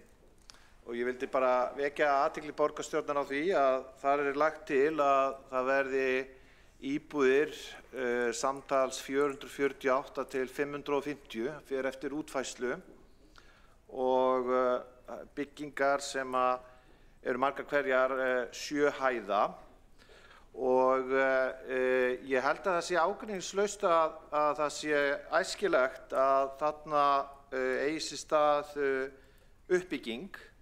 En ég vil bara ítreka þá skoðun mína að hún sé skynsamleg, bæði með tilliti þess hvort að innviðir hverfisins þoli svona mikla íbúðabyggð og einnig með tilliti til þess hversu gæði byggingana og þá hvaða afleiðingar þetta hefur fyrir nágranna. Einnig finnst mér óheppilegt í tengslum við þessa fyrirætlanir að svokallaðar staldustreitur sem hérna við hliðina og það ekki búið að liggja ekki fyrir tillögur alveg þar Samkvæmt uppbyggingarreit, fyrirætlun með uppbyggingar við borgarinnar, þá er gert ráð fyrir 400 íbúðum í síðan sjálfri Mjóddinni. Þetta er rosa mikil uppbygging og eins og kemur fram í ýmsum bókunum, bæði hjá meirihluta og minnihluta, þá þarf að huga að ýmsum atriðum við þessa uppbyggingu og sérstaklega þá alls konar innviði. Þetta er svona verkefni sem er unnið af lóðarhafa sem er þá að koma fram til og er búin að eyða miklum kostnaði í að þróa sínar hugmyndir og ég veit ekki alveg hver heldur tímaramminn á þessu er. Kannski kjarni málsins er að fyrir þróun Breiðholtsins, þarna í það sem var kallað gamla bakka- og stekkjarhverfi og við Mjóddina, að heildarmyndin við þróunina í neðra Breiðholti liggur ekki fyrir. Því þessu til viðbótar er verið að reisa, bara komið til framkvæmda, að það bætist við 100 íbúðir við Arnarbakka. Vegna þess að það þarf að veita þjónustu ef það á að fjölga svona mikið íbúðum í neðra Breiðholti, að þá þarf að vera skýr sýn hvernig eigi að leysa samgöngumálin, hvernig eigi að leysa skólamálin, hvernig eigi að leysa mál sem tengjast heilbrigðisþjónustu og öðrum innviðum. Og mér finnst svolítið sérstakt þegar planið er að auka svona mikið byggingamagn þarna á þessum eina reit, að það liggi ekki fyrir einhvers konar teikningar eða einhvers konar hugmyndir hvernig eigi með hvaða hætti að auka byggingamagn í Mjóddinni sjálfri og svo öðrum reitum í neðra Breiðholti. Vegna þess að það er mjög brýnt fyrir íbúa sem að þarna búa að þeir geti séð, heildrænt séð, hver þróunin er. Helgi Áss Grétarsson, borgarfulltrúi, hefur lokið máli sínu. Einn borgarfulltrúi hefur óskað eftir að veita ansvar. Það er borgarstjóri Heiða Björg Hilmisdóttir.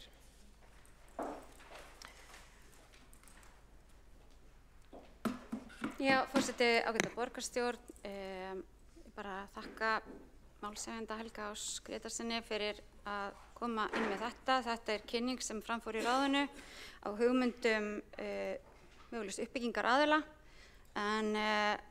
og er ekki að fara í samráð þar sem að þetta er ekki neitt skipulag, heldur auka upplýsingar og áður en að einhverjar tillögur hafa verið teknar eins og fram kemur í bókun meirihlutans, þá er mikilvægt að móta verkefni, það er mikilvægt að huga skólamálum, uppbyggingu leikskóla og síðan er það líka mynd á það að í samstarfsyfirlýsingu meirihluta borgarstjórnar er kveðið á heildarskipulag Mjóddarinnar, þannig að bygging Norður Mjóddar ætti að falla að því. Það er hins vegar ekkert að því að fá uppbyggingar aðalega til þess að kynna sínar hugmyndir og er það bara vel. Borgarstjóri Heiða Björg Hilmisdóttir hefur lokið við að veita ansvar. Svara þá ansvari Helgi Áss Grétarsson, borgarfulltrúi. Forseti, ágæta borgarstjórn. Ég þakka borgarstjóra fyrir svarið og upplýsingarnar. Ég er sammála því að það er sannarlega til bóta að fá sem mest af upplýsingum og sem fyrst. Ég vildi bara benda á tillögurnar eins og það liggja fyrir núna og hversu mikið byggingamagn er fyrirhugað og einnig mikilvægi þess að litið sé til heildarhagsmuna neðra Breiðholts og eftir atvikum til tengsla við annarra hverfishluta í Breiðholti þegar verið að ákveða heildarbyggingarmagnið og með hvaða hætti byggingarnar eiga að líta út. Vegna þess að til dæmis 7 hæða byggingar hafa töluvert, er líkur á því að hafi töluvert áhrif á skuggavarp og svo framvegis. Þannig að ég vildi, og þakka bara borgarstjóri, ég held við séum ekkert ósammála og ég vísa bara til bókana sem að bæði meirihluti og minnihluti lögðu fram í ráðinu þetta mál. Helgi Áss Grétarsson, borgarfulltrúi, hefur lokið við að svara ansvari. Þá eru ekki fleiri ansvar undir þessum lið og það hefur engin óskað eftir því að taka til máls, þannig að þá er ekki fleira sem að liggur fyrir þessum fundi nema þá að senda inn bókanir ef einhverjar eru. Og mun forseti kveðja ykkur með málshætti úr bókinni góðu, sjáum hvað hún segir í dag.